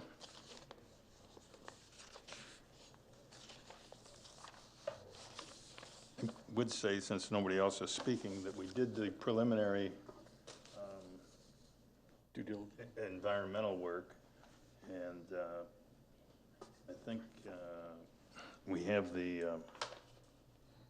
title work, and all those matters are in order for us, so there isn't anything else but the council to decide Right. to, Going on the, so I think last, we talked to before was the phase two. The phase two did come back, that there was arsenic. We've asked the company to do a little bit additional to deem that is naturally occurring, which arsenic is naturally occurring in this area of southeast Michigan. And once they do that, they'll be able to issue us a clean phase two, and we'll be able to move forth on that. yeah, There was no impact on the, as a topic of discussion earlier, you mentioned about the dry cleaners. There was no impact of any of the dry cleaners either across Park Avenue. There was one that was on the corner of Park Avenue and Philomene at one time, had no impact, and there was also one that was closer to the entrance of the show on Allen Road. Again, no impact at all. Mayor. Councilman Cisco. I think the people should know that one of the reasons why that we're taking this property is because, and please tell me if I'm wrong, Joe or Mayor or Mark, we get to control what's going to go on that property. It won't be some developer coming in and buying it and putting whatever they want. We will have a say in what gets done there. And I think that's very important since it's, a large part of downtown, been there forever. I was one of those people that paid the quarter to go there in the 50s when I was there. So, haven't been back in a long time. But we get to control it, and there was some talk about low-income housing going there. I don't think that's going to happen, so we need to have a vital downtown, and my only regret is that I won't be here to weigh in on what we should do or what we shouldn't do. But I'm sure that the next council, with the guidance of our administration, will get it going in the right direction. Mr. Blevins just told you can come to the podium too, so. Mayor, when you have a minute, is there any cost to accepting this property? Yes. What is it? The only cost is they said they would give us the property as is, and they're giving us the property as is, no costs. But we wanted title work to make certain we were going to get good title, because they didn't want to guarantee title or anything else. So we did get title work, and that cost $1,900. So we're going to, They paid the taxes up to date. taxes, I mean, I admire that coming from them. The taxes have been paid right up to the all, present. all their utility costs are current. No proration on those taxes. Yeah, there's no prorations, so we're not giving any money back, and it's as close as you can get to a true gift. They just didn't want to put any money into it. I would just tell you, earlier this year, they were suing us because we had the value of the property. They said it was too high. So their appraiser came in on the real property. I'm not certain what, but they came pretty close to what we were saying their property values were, almost $600,000. So we will take that parcel for the $1,900. Obviously, we'll have costs of maintenance and upkeep until we decide what we're going to do and then do it. But it is in the center of town. It is probably the city's most iconic structure. From my personal point of view, I'm glad it wasn't declared a historic structure and therefore not able to tear it down, because maybe its use has come and gone. But the next council and the citizens will see as they input the direction. But I think the council's vote tonight, our belief is that we need to take possession and we need to control the center of the city. We're one of the few communities, if you go around and look and pay attention to having downtowns. Allen Park has one. Wyandotte has a nice one, you know. I don't know of any other communities around us that have a downtown.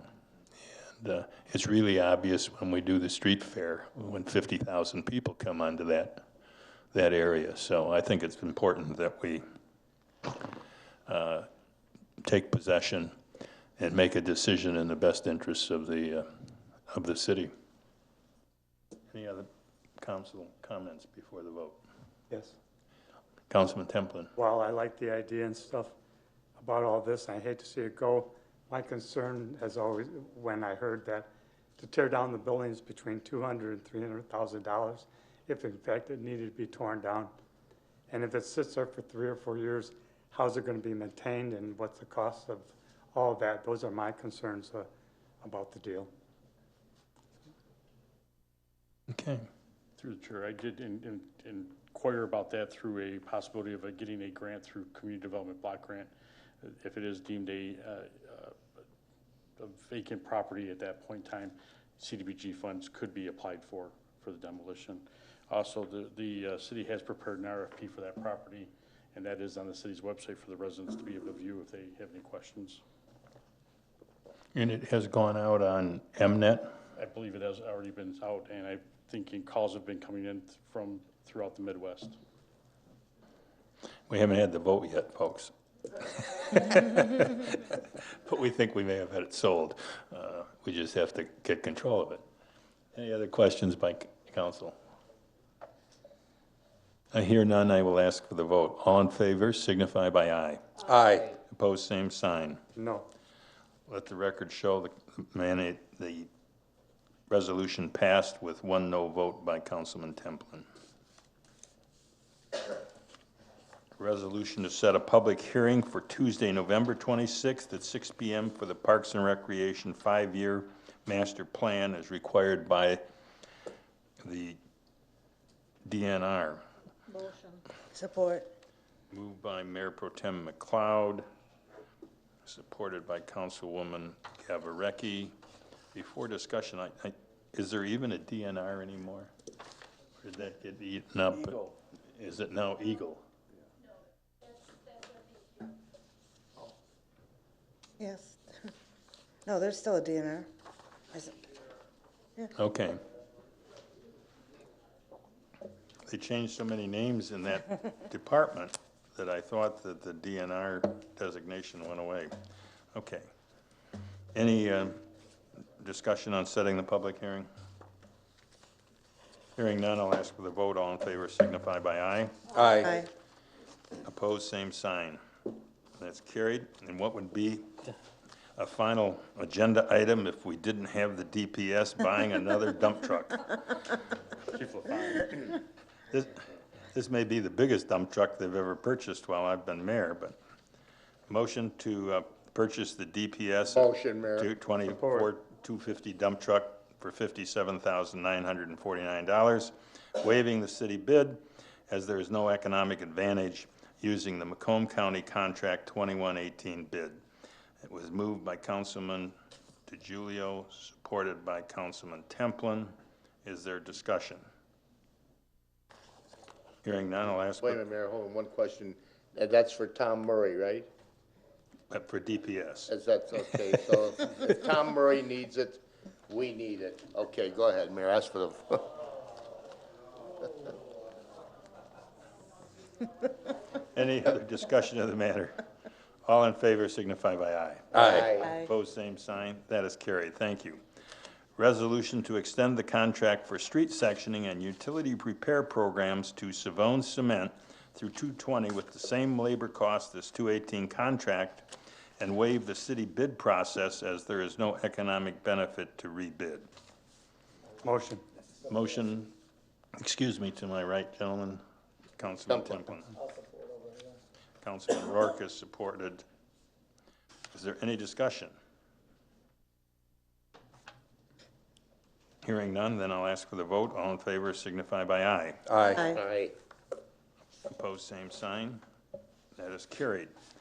We need a resolution to reject all bids received for the water meter replacement bids due to higher cost than expected and permission to seek different types of systems. Support, Mayor. Mayor Pro Tem McLeod has moved. Councilman DeGiulio has supported. I think my comment would be, we only had one bid, did we not, Mr. Murray? Correct. We had one bid. Yep. If you would like me to, I can explain this and I can help the young lady figure out what the different procedures are. So we have a census system, a base station, and little remote boxes on the houses we put about 10 years ago for $1.5 million on the houses. So we bid this with the census system meter only to be set up with that. So I felt we wouldn't spend too much money having to redo everything else we just did. One bid came in because they're sole provider at $600,000 more than they originally told me to budget for it. So we are asking to deny this bid and go back out to bid with compatible systems likewise that could come in cheaper. So we are talking about rebidding and having all new meters still, but they got to be compatible with the census system we currently have in place. Okay. Is there any questions by the council? Mr. Murray, thank you. You have your 450 truck and you can fill it with water meters one of these days. There are no further questions. All in favor signify by aye. Aye. Aye. Opposed, same sign. Item 6 has been pulled, waiting title work on that matter. The last item is the local officers compensation board. There are really only two recommendations because the compensation board did not recommend any increases in salary for either the council or the mayor's office, those two offices, and therefore there's no vote. We can't reject 0 because we're stuck at 0 anyway. The only thing that the council can do on the other two. Point of order. Oh, I'm sorry, You have yes. to remove it from the table. I didn't look at the last 6 letters. I need a motion to Motion remove to from table. untable. Councilman Support. Sisto has moved to untable. Councilman DeGiulio is supported. All in favor signify by aye. Aye. Opposed, same sign. That is carried. It's now before the council. My remarks are still the same. There are only 2 items to vote, and that will be the clerk and the salary for the treasurer's office. So the treasurer's office from the Compensation Board was the first item. I would take a motion to reject, and tell all people, you remember, if we reject the board's recommendation, we have to have a majority of 5 votes. It's not the simple majority. So, I make a motion to reject. a motion to reject. I'll support Mr. Cisco. Councilman DiGiulio has supported. Discussion by council. I know all of us had quite a few Couple of questions. feelings about this before we came out, so let's express those. Councilman DiGiulio, you said you wished to speak. Well, I know we discussed this back there in the work session, but I think the citizens should know this. What is the treasurer's pay right now? $44,720. 44,700, we'll say. And what is the clerk's pay now? $62,920. Okay, and we're going to raise the clerk by 2%, it said. That was the recommendation, correct? Yes. And the treasurer by $3,500 a year for 4 years? Yes. It boggles my mind. Why are we at a 2% for the clerk and we have a monetary amount for the treasurer? And I just try to figure that out in my mind. I don't understand why they weren't either both a percentage or both a monetary amount. The people present there would be the city administrator and the finance director. If they would like to comment. Also, the treasurer and clerk were there, but I would think at this point, city administrator and or the CFO might answer what the. How much is 2% of 62,900? How much is 2% of that?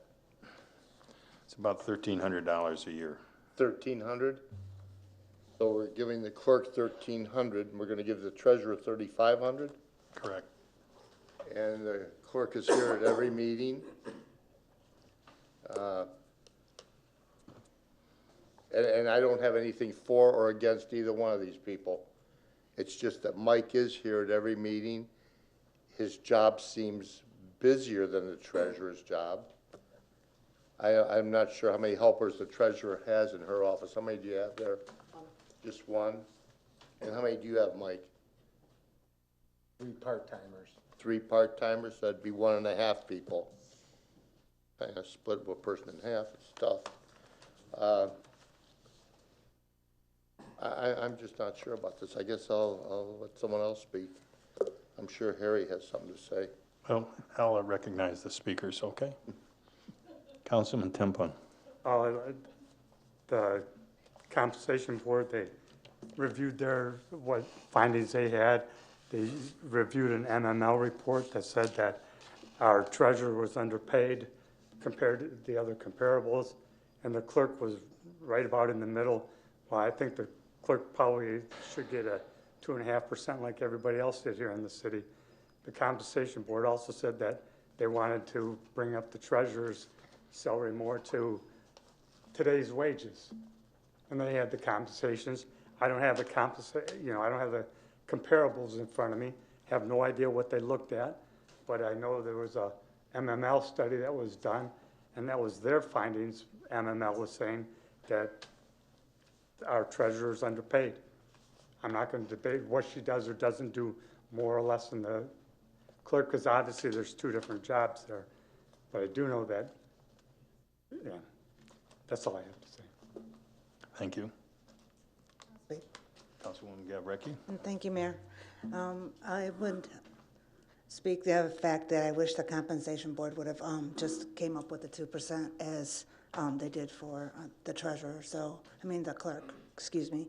So that's my thoughts, and I wish it had gone that way. So, unfortunately, it's not the person, it's the position, and hopefully, maybe down the line, it can become, with technology and stuff, it'll become less and less cumbersome, and we can just move on from there. But my thought is, I wish the compensation board would have recommended 2%.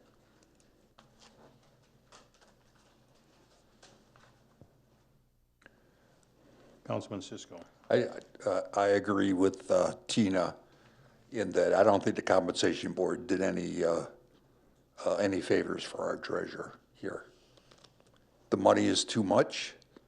The $3,500, please tell me if I'm wrong, comes to about 8% for the first year.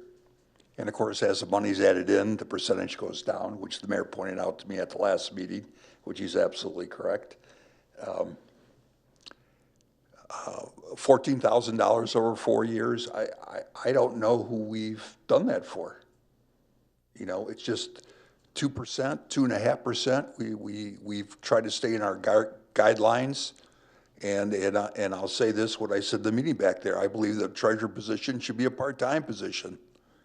I don't believe it's a full-time position. Most cities have a part-time treasurer. And the finance department does a lot of the work that the treasurer used to do. And that's just a fact. You know, so nothing against the person at all, either one. This is about, you know, it's not about friends or relatives or anything. It's about what doing is the right thing. That's all. What's good for Allen Park. So that will conclude my talk at this moment. Mayor, can I make a point of order? Let me just go up and down and see who else is speaking. All right. Mayor Pro Tem. I'll just weigh in somewhat from an HR point of view. You have certain data. I'm used to looking at positions and position descriptions and job responsibilities and how they fit into salary ranges. I looked at some data that the compensation board looked at. They had a salary range that was set in 2015. The individuals, the treasurer was way out of sync with that salary range. My concern is that we don't have a very good job description, and things that have changed with the emergency manager, it's very difficult to do comparables, and the question is, should they even be in the same salary range, or should they have different salary ranges? On the other hand, you can take a look at what they're doing within their departments, and you know, are they taking advantage of technology? Have they made improvements? What are they providing to the citizens? It's very difficult, and it probably would be ideal if we had had some kind of communication and discussion with the compensation board so that we knew what their thought process was, because I did sit in on the last meeting, and I have to tell you, the no votes that were here by one of the commissioners was because, as I recall, she wanted to go much higher. So, but again, in observing them, it was kind of puzzling to me from my background what wasn't being discussed and covered. So this is really a tough thing to do, and because of the fact that it's either all or nothing, it makes it even more difficult. So I want you to all appreciate what everyone is going through up here, and the fact that we've known these individuals for an extended period of time, and you're trying to separate the person from the job. So, thank you. No, I think it's all been said. Councilman Giulio, you wanted to speak again? No, after speaking to my attorney, and I have no comment, Mayor.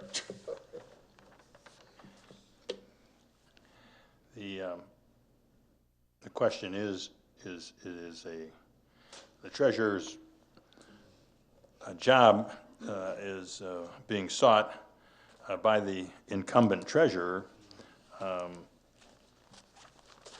and I guess I would say at this point that she'd asked to be recognized, and I've asked the attorney, says I have that discretion, and I think the better part of discretion is to always allow people who are interested, for whatever their interests are, to speak to the issue. So, Ms. Armstrong, your comments, please. Thank you.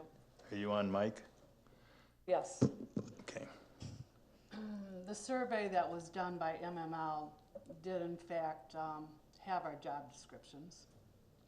They compared them. They looked at the positions of clerk and treasurer, and they decided that we were equal. In fact, I think the treasurer's point score was 1 point higher than the clerk.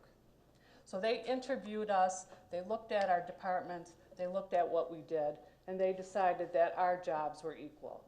And at that time, in 2015, they decided that there was a $15,000 difference in salary between the clerk's position and the treasurer's position.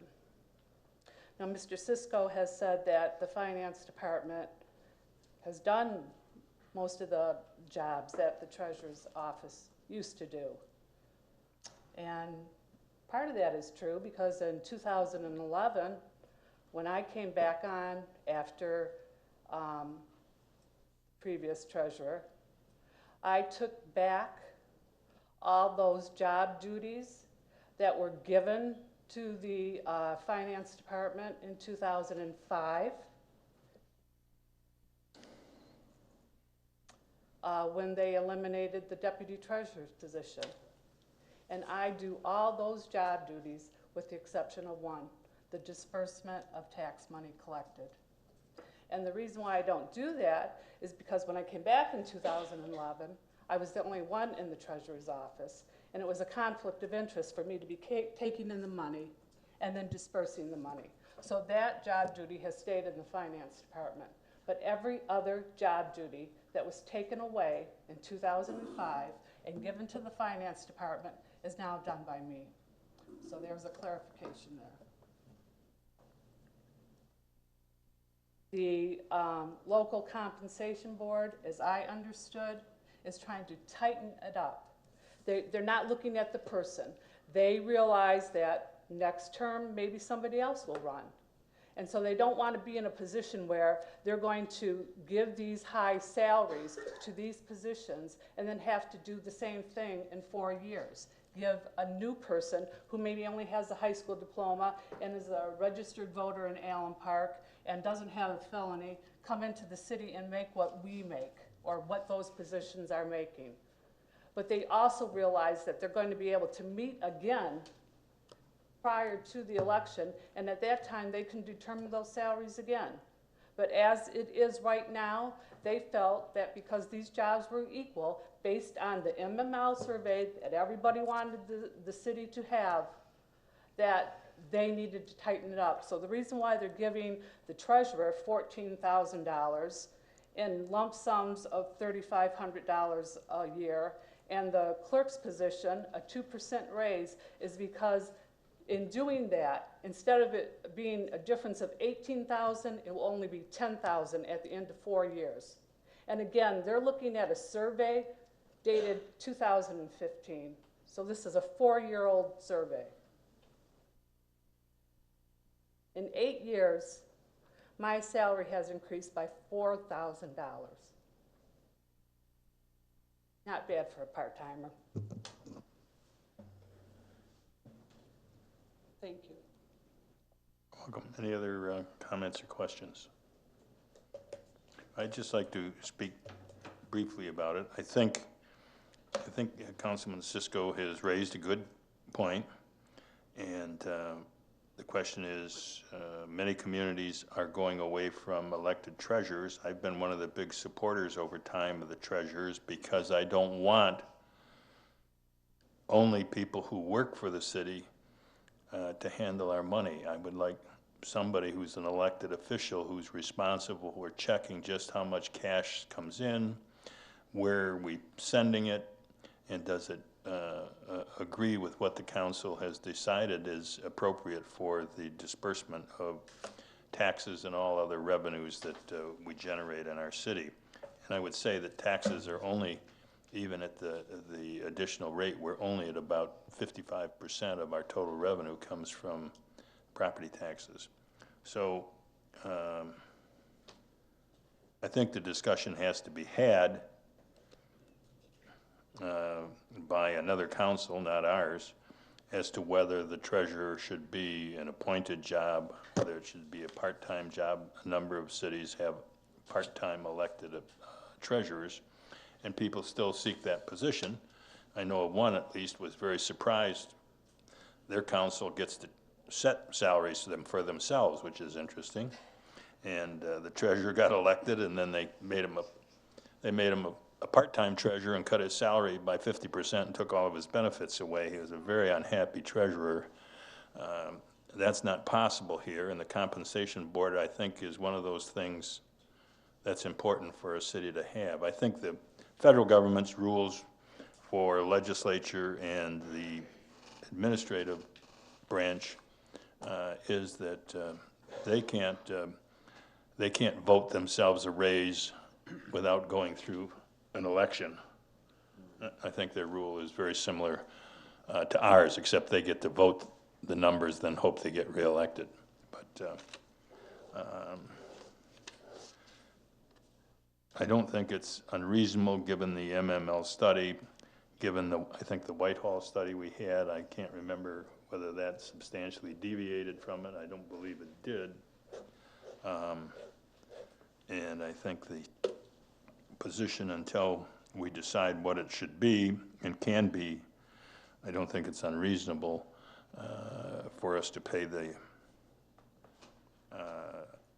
treasurer's position the $3,500. And we have precedent for changing what we've paid different groups of people. This very board just about a year ago decided to do that and gave one person a very large raise, as opposed to the other 110 people that work here. So this raise would benefit our current treasurer much more so than the raise being proposed for the clerk, but be that as it may, that's our decision to make. So if there's no others, I'm going to ask for the vote, and remember, the motion is to reject the $3,500 a raise for each of 4 years, and if it is rejected, then the treasurer's position will get no raise for those 4 years, because there is no other action we can take. The compensation board, we either accept or we reject. And so I've heard a number of different positions, and I would ask the clerk to take a roll call vote, please. Okay, we've got a motion from Cisco, supported by DiGiulio, to reject the recommendation from the Local Officers Compensation Board for treasurer. We'll start in alphabetical order. DiGiulio. You know, I've decided to abstain from this vote. No, yeah, you gotta vote. You gotta vote. We gotta? Yeah. Big word, gotta. You need to vote, sir.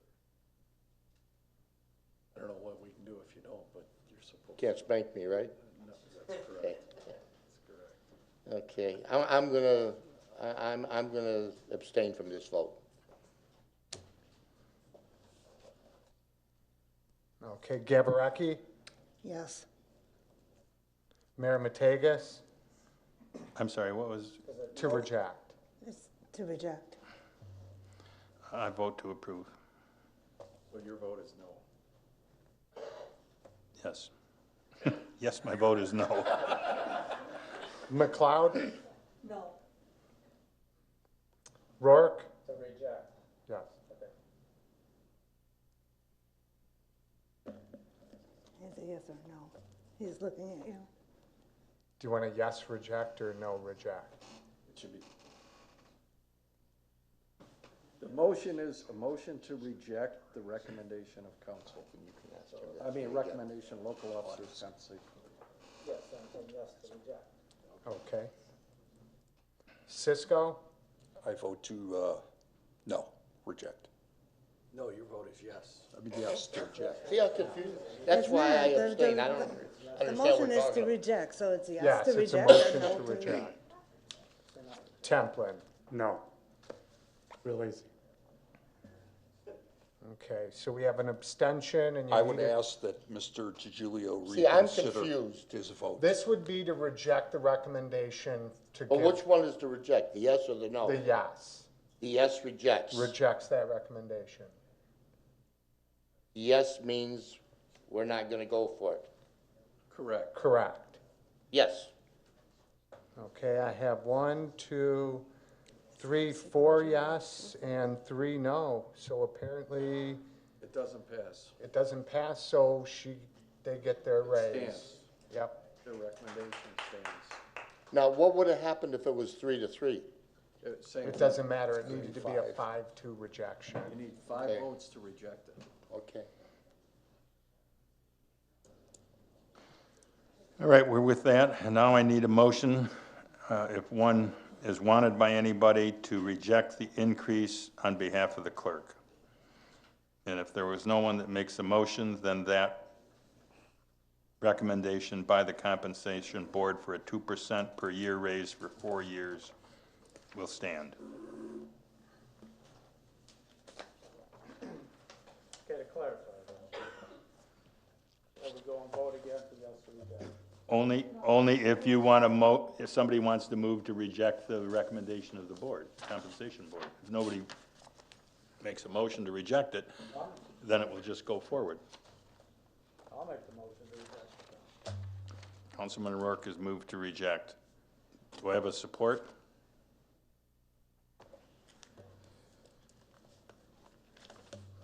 Going twice. To reject, do I have a second? Third time? There's no second, so that motion to reject fails. And by law, the recommendation of the Compensation Board at 2% a year for the next 4 years for the clerk's office shall apply. Okay.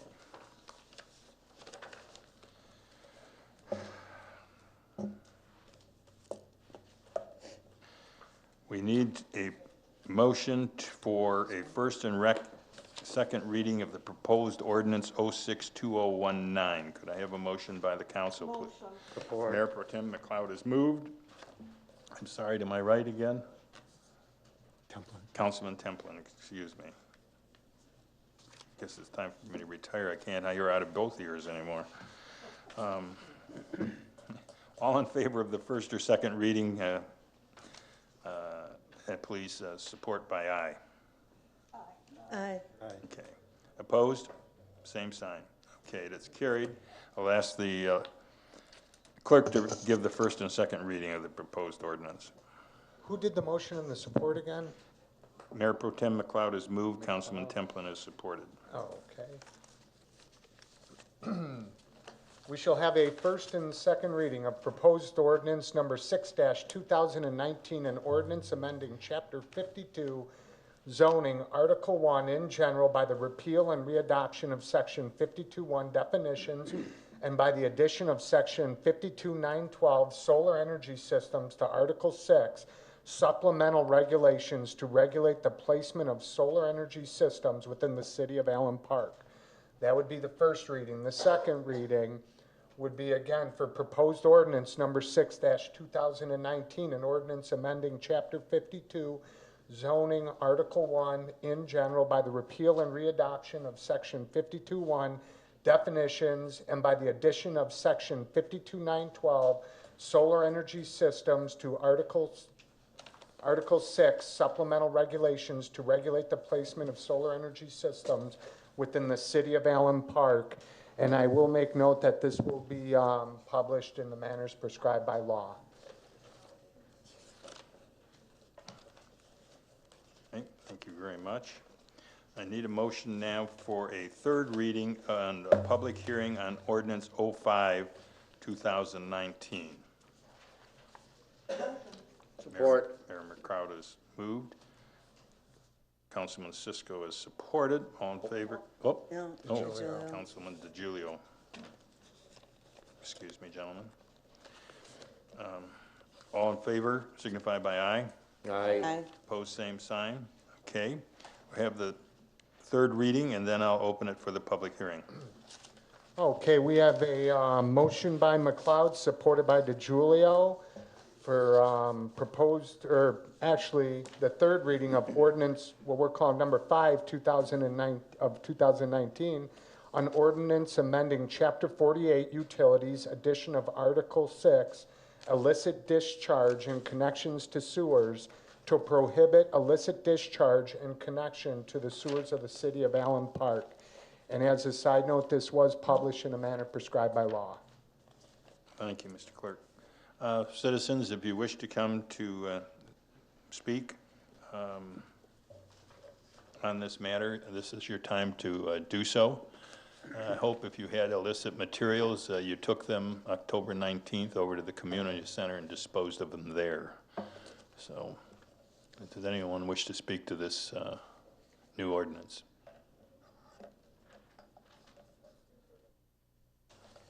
I think we're all in agreement. All right. I'm going to call a closing to the public hearing, and we'll move to the final reading and adoption of the ordinance of 05-2019, which is this discharge and connection sewer matter. Motion, please. Motion. Support. Councilman Cisco has moved. Councilwoman Gabarecki has supported. Final reading of the ordinance, please. All right, we have a motion by Cisco, supported by Gabarecki, and after a public hearing, the adoption for, well, this is just, yes, this is for the final. So we have the adoption of ordinance number 5-2019, an ordinance amending Chapter 48, Utilities, addition of Article 6, illicit discharge in connections to sewers, to prohibit illicit discharge in connection to the sewers in the city of Allen Park. Shall this ordinance pass? And we'll have to do a roll call vote. Councilwoman Gabarecki? Yes. Do we have a discussion? Oh, you can. I apologize. Are there any At the public questions? hearing, nobody came up. Well, they may all be up here. I don't know. We'll find out. Any discussion by council? I hear none, so we will take the roll call vote, Mr. Clerk. All right, again, I'm not going to read it all because it's already been read twice, but shall ordinance 05-2019, shall this ordinance pass? Councilwoman Gabarecki? Yes. Mayor Matakas? Yes.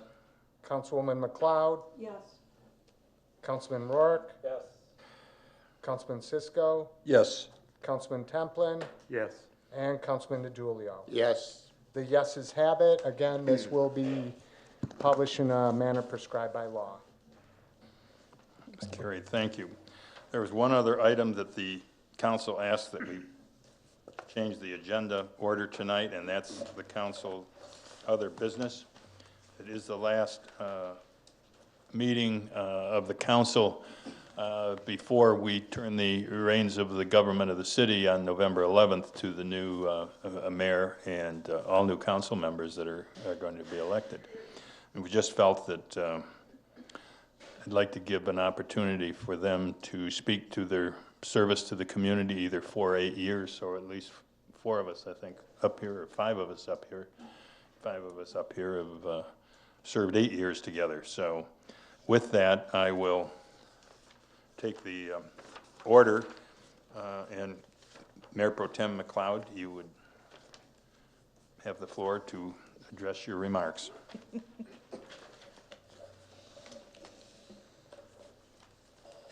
gotta keep our sense of humor, right? Yeah, of course. Okay. Well, the last 4 years have gone very quickly, surprisingly, probably because of all the meetings we've been in. To the residents, it has been my honor and privilege to serve you. I did not know what to expect when I embarked on this journey, but it has been rewarding and fulfilling and oftentimes quite interesting. To my fellow council members, I want to thank you for your service. Many of these individuals put in far more hours than you know in serving the residents of this community. by attending commission meetings, being part of committees, and attending other functions. I want to give special thanks to those with whom I had the good fortune to serve on committees. Legal Affairs, chaired by Tina Gavarecki, who puts her heart and soul into this community. I don't think I've seen an individual who does so many things on so many levels with so many organizations. I thought I had a lot of energy, but I think she puts me to shame. And Harry Cisco on that committee. And everyone who served as advisors and kept us on the right path. Special shout out to Joe Corvier, who never failed to bring us something good to eat from Major Tomato. Dear to my heart is the HR committee, which I chaired. I cannot begin to tell you what a pleasure it was to serve with Larry Templin and Harry Cisco on that committee. We made a great team, and we put in a lot of hours on some very critical topics, and no matter what, they were ready and willing to meet. And the time and effort that they gave was valuable and very much appreciated. In my heart, I will always have a fondness for my guys, because I would sit at home and think about, these are my guys, they're just great guys. Thank you. While I did not have the opportunity to work with other council members to the extent I did with the individuals on the committee, I learned a lot from all of you. To the mayor, I want to thank him for his patience and guidance, for sharing his views on the sanctity of government, and for giving me the opportunity to grow. I learned a lot from these past 4 years, and if nothing else, it will help me to be a better citizen. I want to thank Mike Mizzy, the clerk, who's left, and Maureen, the treasurer, for all the help they gave me. I think we're fortunate to have such well-qualified individuals in these positions, and I have enjoyed working with them. Thanks to every city employee with whom I had contact, sometimes maybe only on the phone, but you were always responsive to my many questions, and I do ask a lot of questions, and were always willing to meet and be helpful. Again, I learned a lot and appreciate each of you for a job well done.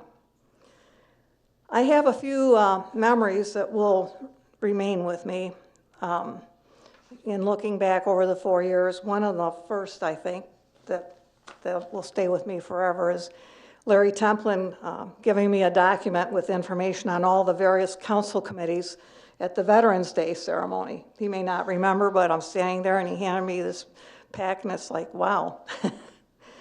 The mayor indicating that I might want to attend a DUA meeting, but probably wouldn't be interested, and I haven't missed a one, and I've learned a lot about wastewater treatment.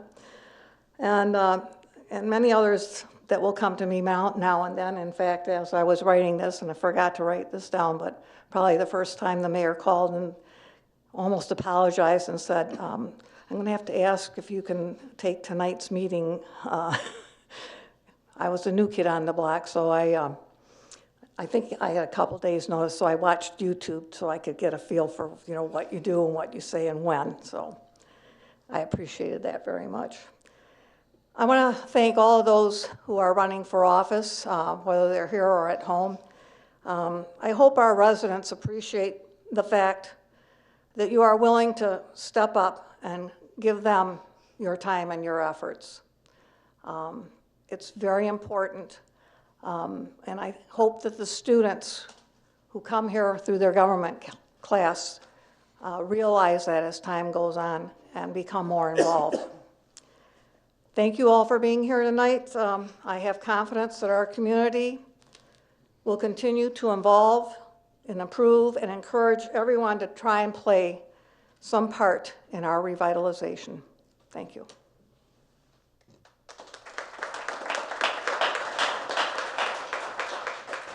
Councilman Rourke? Going down the line here. It's kind of difficult because this is the third time I've gone through this to say goodbye. And I want to thank the Lord for the opportunity to serve you. Thank my wife Karen, spending 12 years on this council. Through the last umpteen years, she's been there to support me, and I appreciate that. The people, the citizens, there's a reason why you're here. There's a reason why we're here. We care for the same thing, and that's what's important. So don't ever forget that. Like Gail just said, the people running, I kind of joke at, it's 4 minutes of getting sworn in and 4 years of getting sworn at, but I tell people it's worth it.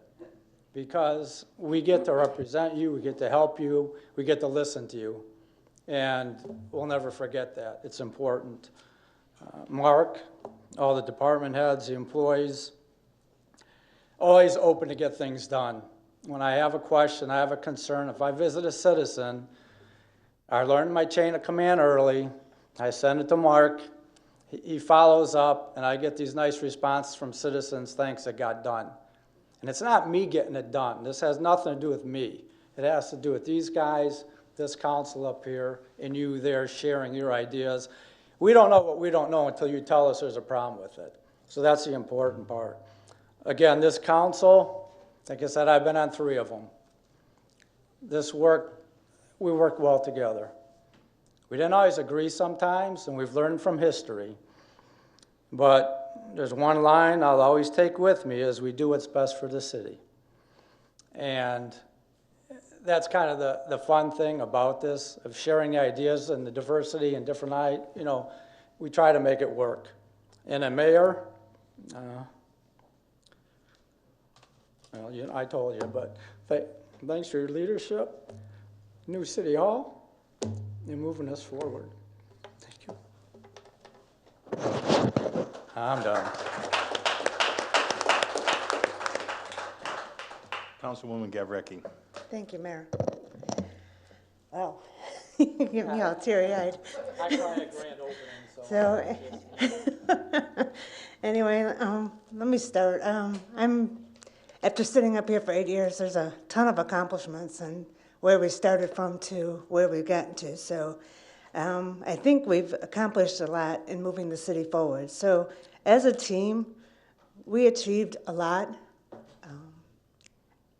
and as a city as well. So during my term in office, I lived through the emergency manager.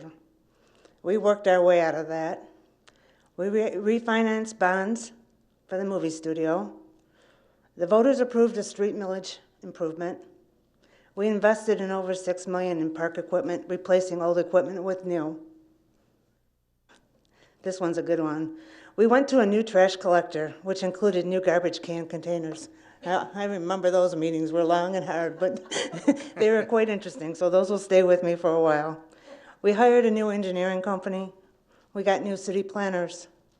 We put new streetlights with LEDs to reduce cost.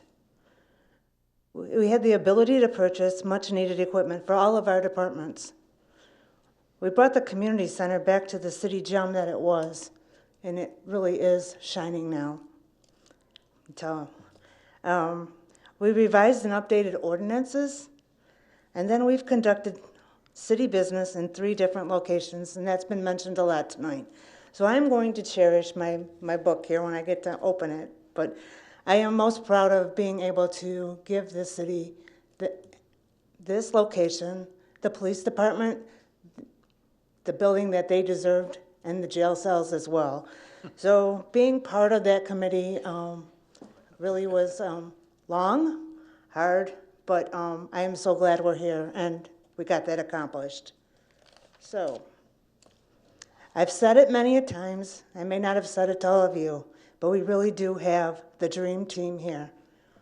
Allen Park has great department heads, great employees, elected officials, meaning Maureen and Mike, so thank you.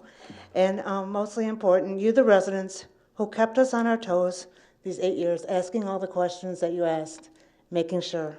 But mostly, you allowed us to get your trust back and moving the city forward, so thank you.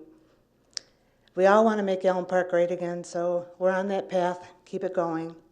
So in closing, I would like to say thank you to the residents for your confidence, support, friendship, as we work through this really hard time and turning our trust.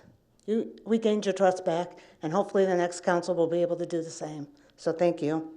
To Mayor Matakas, thank you for your leadership and guidance over these past 8 years. I may do exactly what you did. I told myself I would. So I appreciate it. I don't think we could have done it without you. To my colleagues, it's been a real pleasure serving with you and serving the residents of Allen Park. Lastly, I want to thank my family for their love and support. It's really hard. My biggest supporter's not here no more, so it's really tough. But my mom's here tonight, and it's her birthday, so happy birthday, Mom. And I want to wish good luck to everyone seeking election. Keep Allen Park moving forward, and I know you all will do a good job, whoever gets elected up here, so thank you very much.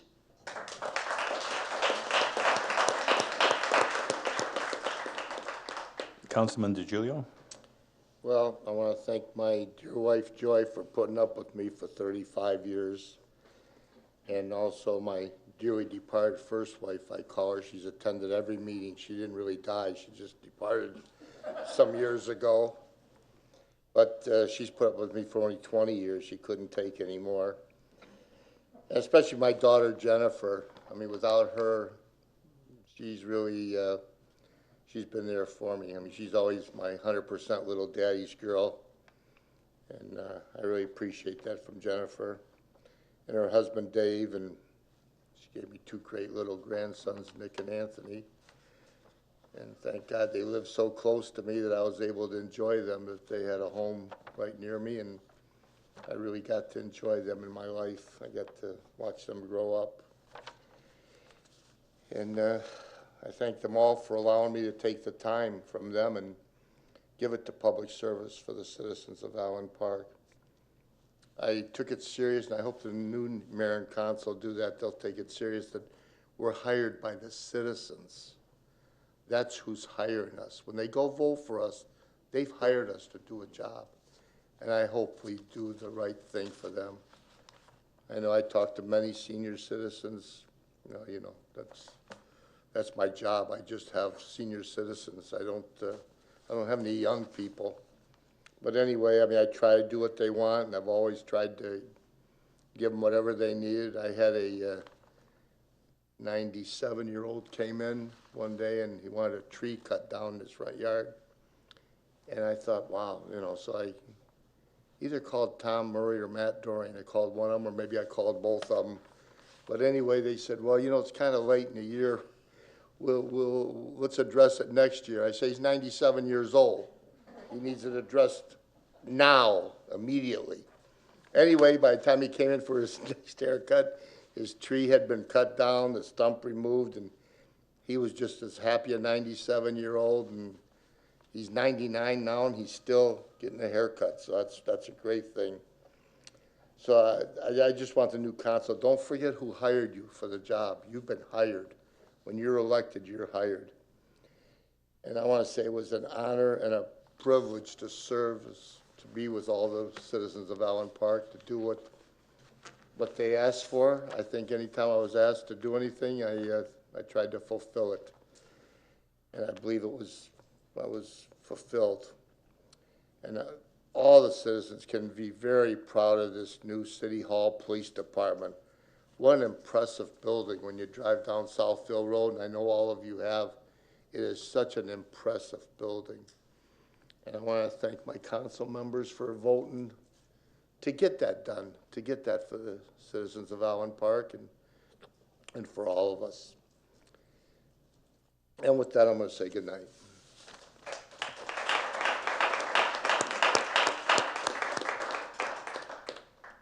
Councilman Cisco. I'll try to make this short. Thought I'd make one last lie before I leave. So I want to start off, there's some people that I'd like to thank that are no longer with us, that I probably haven't had a chance to maybe thank properly. One of them is my neighbor for, 30-some years was Jim Jackson, who was the owner of Jackson Insurance Agency on Park, my next-door neighbor. Before I ran for the first time for council, I went over and sought his advice, whether it was a good idea or not. And anybody that knows Jim Jackson knows what a stand-up guy he is. Probably one of the nicest people I've ever met in my life. And so I was guided by him. He's gone, and I miss him. Another person that I miss is Shirley Potts, who was one of the founders of the Allen Parker, that we became friends. And we talked quite often about the state of affairs of the city. And so I congratulate her for trying to do something positive as a citizen by doing the Allen Parker. And it was supposed to be for positive comments, no negativity. It's, over time things change, so it's kind of devolved into, half and half, I think, So I miss Shirley, and another person that I have a great deal of respect for was Bob Lloyd, who I got to know over the years. My daughter was in his class in high school, and we talked. Robert Lloyd had an opinion about how things should work that I agreed with on most of them. A true Allen Parker. I mean, his son's in the audience now. So there's 3 generations of Lloyds that have been teachers in Allen Park. That's what makes Allen Park great. I mean, seriously, people stay here. They come back. If they might go away for a little while, but they always come back. And the last person I really want to thank that's not here is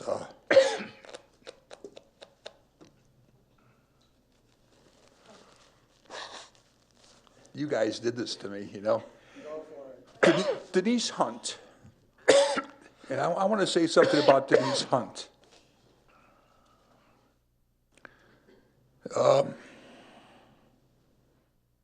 Another true Allen Parker, cared down to her bones about the city.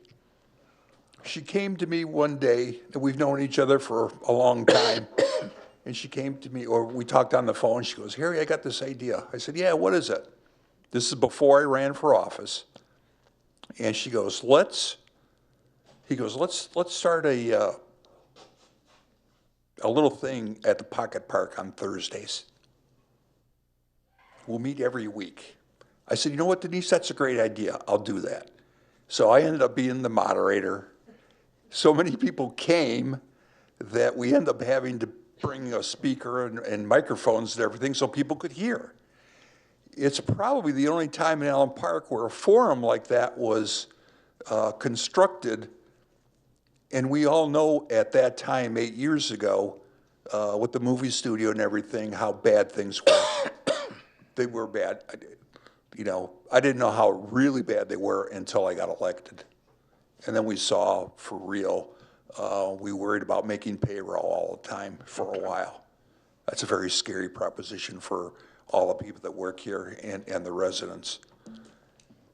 So Denise, God bless her soul,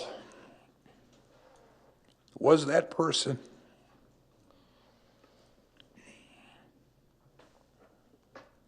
Just a good person. And cared about Allen Park more than you could imagine. And her history of Allen Park was just tremendous too. I mean, the mayor's got tremendous history too, but Denise had it also. She told me stuff that I was going, wow, I didn't know that. And I've lived here, pretty much my whole life. So I also want to say, and that's it for the people. Those people deserve all good Allen Park citizens that made a they all made a difference in their lives by living here. They contributed to the community and to the well-being. And on July 24th, 2018, I was at a council meeting, sitting right in this chair, I think maybe with the same thing I have on right now. I'll have to go back and look. That was on a Tuesday, and went to the Knights of Columbus that night and had a hamburger afterwards. Got to talk to everybody. I woke up the next day, and I don't tell too many people about this. I've not made this a public thing. But I woke up in the morning, and I was having a stroke. So I had a stroke. And that sort of took the wind out of my sails a little bit, and still trying to get better from that. But fortunately, and some people will argue this, it didn't affect my mind at all. So just my body. And so I wasn't able to participate as much as I wanted to this last year, just because of that issue that came up. There are a lot of things that have gotten better. So I've dealt with it, and I hope people would excuse me for not being here when I should have been. I also want to thank all my colleagues for the people that I sat with for 8 years. Boy, we did a lot of good things, didn't we? We turned the ship around. And most of these people here won't know about what we all did every week. And I especially want to thank Councilman Templin and Councilwoman Gavarecki. We would get together and talk about things. But as far as I was concerned, the three of us were the base that made things happen. And I can't leave out everybody or anybody, but I also want to talk about the mayor for a second. He was the right man at the right time for the right job, and that was the mayor.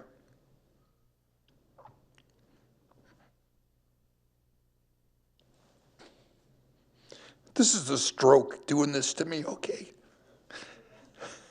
So,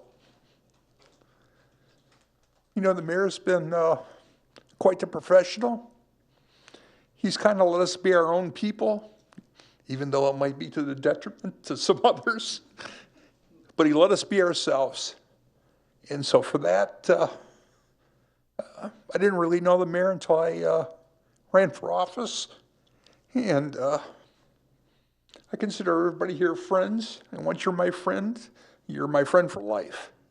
Whether you talk to me anymore or not, you're still my friend. And I just want to say the mayor has guided us in a very professional manner. And I can't imagine anyone else sitting there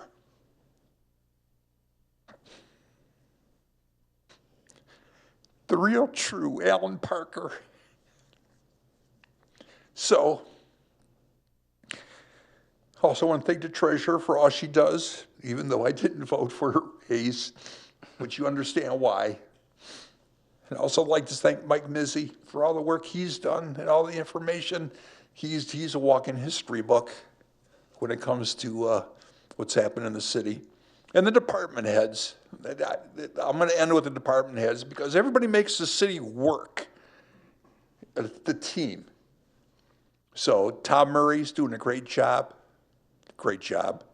I also want to thank Matt Doring, who's really stepped up and been that guy that lives in the city and takes care of the city. Pat Hawkins has done a fabulous job at the rec center. if you remember, we turned over the rec center to a private enterprise because we were worried that the emergency manager coming in would close it down. So it wasn't the best thing to do, but it was the right thing to do to keep it open. And we had no idea at the time. And since Pat's been on board, it's been night and day. And also part of the HR committee that ended up hiring Rob Fulton and Kyle Carr. And they are the future of our rec department. And it is in great hands with all three of those people. And, you know, when Pat gets to be 90 or so, I'm sure he'll retire, you know. But he will be missed also. So, and who have I missed so far? Dave Boomer. You know, Dave Boomer it takes a lot of grief. He's got a tough job because he's got to balance residents, what they want, what they don't want, and people complaining about each other. Businesses opening up, they got to get open, they don't have enough money to get open. So you kind of like, okay, do this, get this done. And there's not many people that have the knowledge in this city of what has happened physically and stuff like Dave Boomer. So Dave,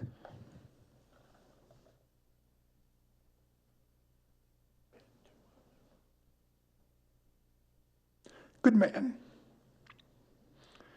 Also want to thank Doug LaFond,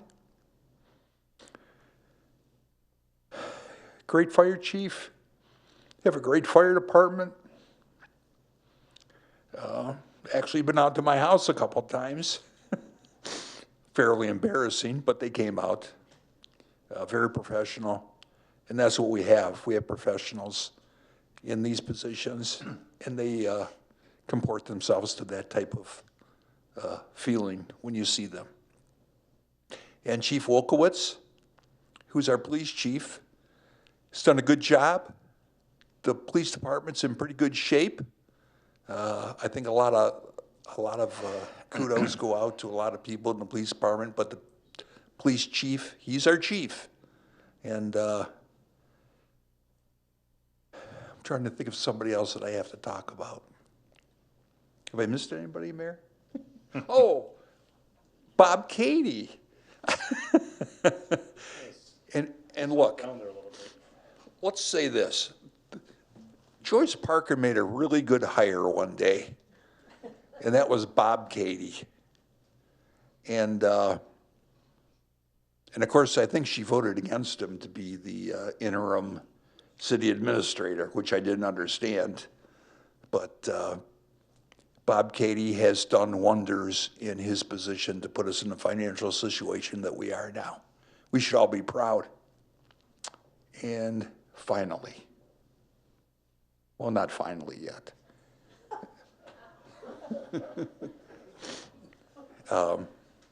I just want to say something about Gail McLeod. I've been on 2 committees with her.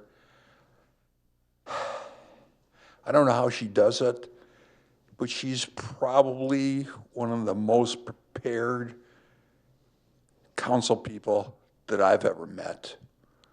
She takes volumes of notes. She can go back and tell me what I said, which is really amazing. And I don't know how she does it, but she's prepared, and I appreciate you, Gail, for being on those 2 committees. I also appreciate Larry Templin, Tina Gavarecki. We were also on the Municipal Complex Committee, and we hired the architect, basically. I mean, the council agreed, but what was our recommendation? And it was the right people. And the engineers. We also hired the engineers. We've done so many good hires, it's amazing. And I want to save a little bit for last for Joe Couvert's been a great person that I've been able to call and talk to, so accommodating, and his advice has been spot on. So I can't complain about any of that. So, and Joe, thank you for the pizzas too. Thank you, Harry. And then finally, we get down to the head honcho, who was Mark Kibbe. And I was also part of that group that recommended hiring Mark Kibbe. That was myself, the mayor, and Bob Keenan at the time. And we had to go through the state. The state made us go through them. Would they charge us $25,000, something like that? At least. Yeah, to do that review. It was very, very all-encompassing. We had candidates from all over the country. And there is no doubt, and I don't know all the city administrators that we've had, but I think Mark Kibbe's got to be the best city administrator this city's ever had. I really believe that. Strong, tough, when he has to be, even with me. And that's okay. But at the end of the day, we can look at each other and say, good job. So Mark and all the department heads and everybody in the city, great job. We have Allen Park in a great place right now. And for the new council, I'm just going to say this again. Always do what's best for the city. Put your egos aside. Put what you want aside and do what's best for the city. So, thank you.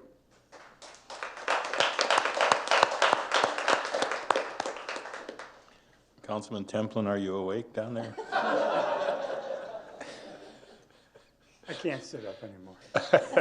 Councilman Templin. Sorry. I'm last, and everything's been said. I mean, it's a great team that we work with. I'm sorry, I'm tired.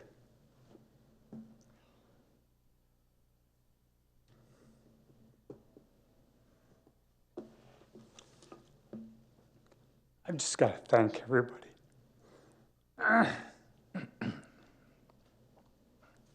It's been a lot of hard work. It's been a pleasure working with everybody. It's been a privilege and an honor to serve the citizens of Allen Park. Without their sacrifices that they had to make, with their support that they've given through the public safety millage, through the road repair millage, which I hope is that you really think hard and fast when in the future when these come up, because this is where the city of Allen Park is, because of those. We're also here because there was a sacrifice when the emergency manager came in that was done by all the employees of the city, the retirees of the city. They all had to take forced cuts in salaries and benefits, and they continued working and providing a good service, an excellent service to the citizens of Allen Park, with a little bit of complaining, but not enough that you want to think about it.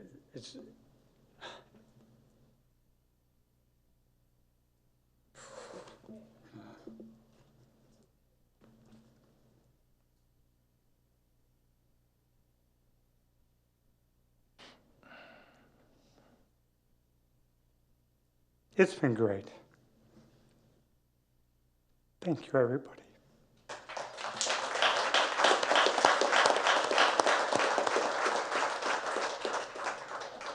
Well, everyone, this is the last time I'll have the honor to address you as mayor of our city. I thank the residents for the support of our council through all our difficulties as well as our successes. I'm personally grateful for all the kind words, gestures, and help you've given me over these past 8 years. I want to express my profound appreciation to the council for the collaborative efforts we have that have made our achievements possible. I'd like to just say one kind of personal note about Councilman Templin. In the first term that we served together, and summer came up, and I belonged to a golf club, and Larry likes to play golf, and I like to play golf, so I invited him to play golf, and we had a big bet. I think there was a $1 bet, and so we play the 18 holes. We get to the 18th hole. I hit the ball on the green, And we're tied at this point, going into the 18th hole.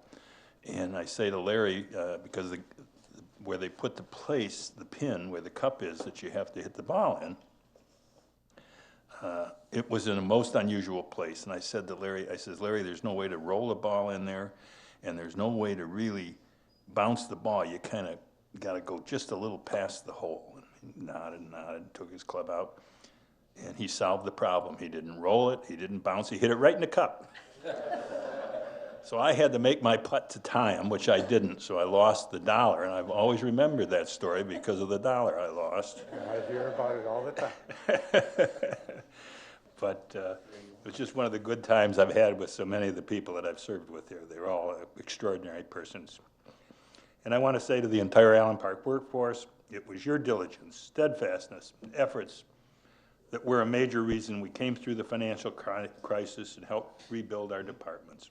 I thank each department for their thoughtfulness, their ability to find grants, to save money in their budgets, and institute and continue education of all our employees. And without demeaning the work or services of anyone in our workforce, I just want to mention a few examples of unique and extraordinary work that I've observed from our employees over the past year. In our clerk's office, the clerk himself, Jim Gross, Matthew Para, as well as Deborah Zettel, our administrative assistant, who did yeoman work to improve our communications both internally and with our public. I want to thank Emily Wallant, a clerk in the treasurer's office, who kept all our office supplies available, which some days in the early years was not so easily done because we weren't paying our bills very quickly. But the most interesting I thought about Emily was she organized all of our pot lunches at City Hall, which were always something to look forward to, and it brought us all together. And I don't mean physically, because we always ate too much, but got us to know each other on a personal level, and I think it was part of this reason we have success with this city. The employees do work together, but they like each other. And I would be remiss if I didn't mention Dave Boomer on a particularly sad period. In 2012, the city had lost its city administrator, we had lost its chief financial officer, we had a lot of defects because we just were not paying our bills. We cut everybody's salary, we cut everybody's benefits, and the state law says that you must have a full-time employee of the city who can sign are they CSRs? CDRs. Now you know why I didn't sign them, because I couldn't. I wasn't an employee.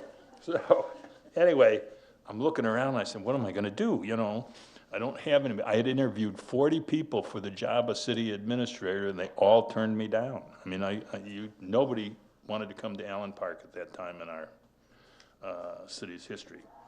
So I looked and I said, oh, I know Dave Boomer. He's been around here not nearly as long as me, but almost a little longer than my son is old. So I thought, okay. So I went over to Dave. He's a building director. I says, Dave, you're going to sign all the CDRs from now on. I'll help you, you know, with what they're supposed to mean and be, but it's you and I, babes, because there's nobody else here in the administration that can do this, and we got to pay our bills. And Dave did that until the city administrator came along, and that's when she hired Bob Cady. But I don't think a lot of people realize that Dave did that for quite some time. I did manage to, I didn't know if we could pay him, but I gave him a $5,000 raise anyway that the council agreed to, because he took on a job in the treasurer's department, you know, and he did a great job for us, and I'll always appreciate that. I want to thank the volunteer resident members who serve on our boards, commissions, and authorities, without whom the city could not function. I want to relay just one story that illustrates how our volunteers have made our city a wonderful place to live and to visit. Cindy Riviera, chairwoman of our Streets Fair Committee, who in 2011, or actually beginning of 2012, led the restoration of the committee when it was left without funds and a record on how it functioned. no records. The computer somehow got wiped clean but she, with her own money and the remainder of all new committee members, worked closely with councilpersons Harry Cisco and Tina Gavarecki and brought the street fair to new levels of success in the city. And with the vendors and the public, we reached attendance of 50,000 people last year. So it's just tremendous that committee did the work that they did, and I say it's the signature event that the city celebrates every year. I think we've now been at 30-some years. I can't remember exactly.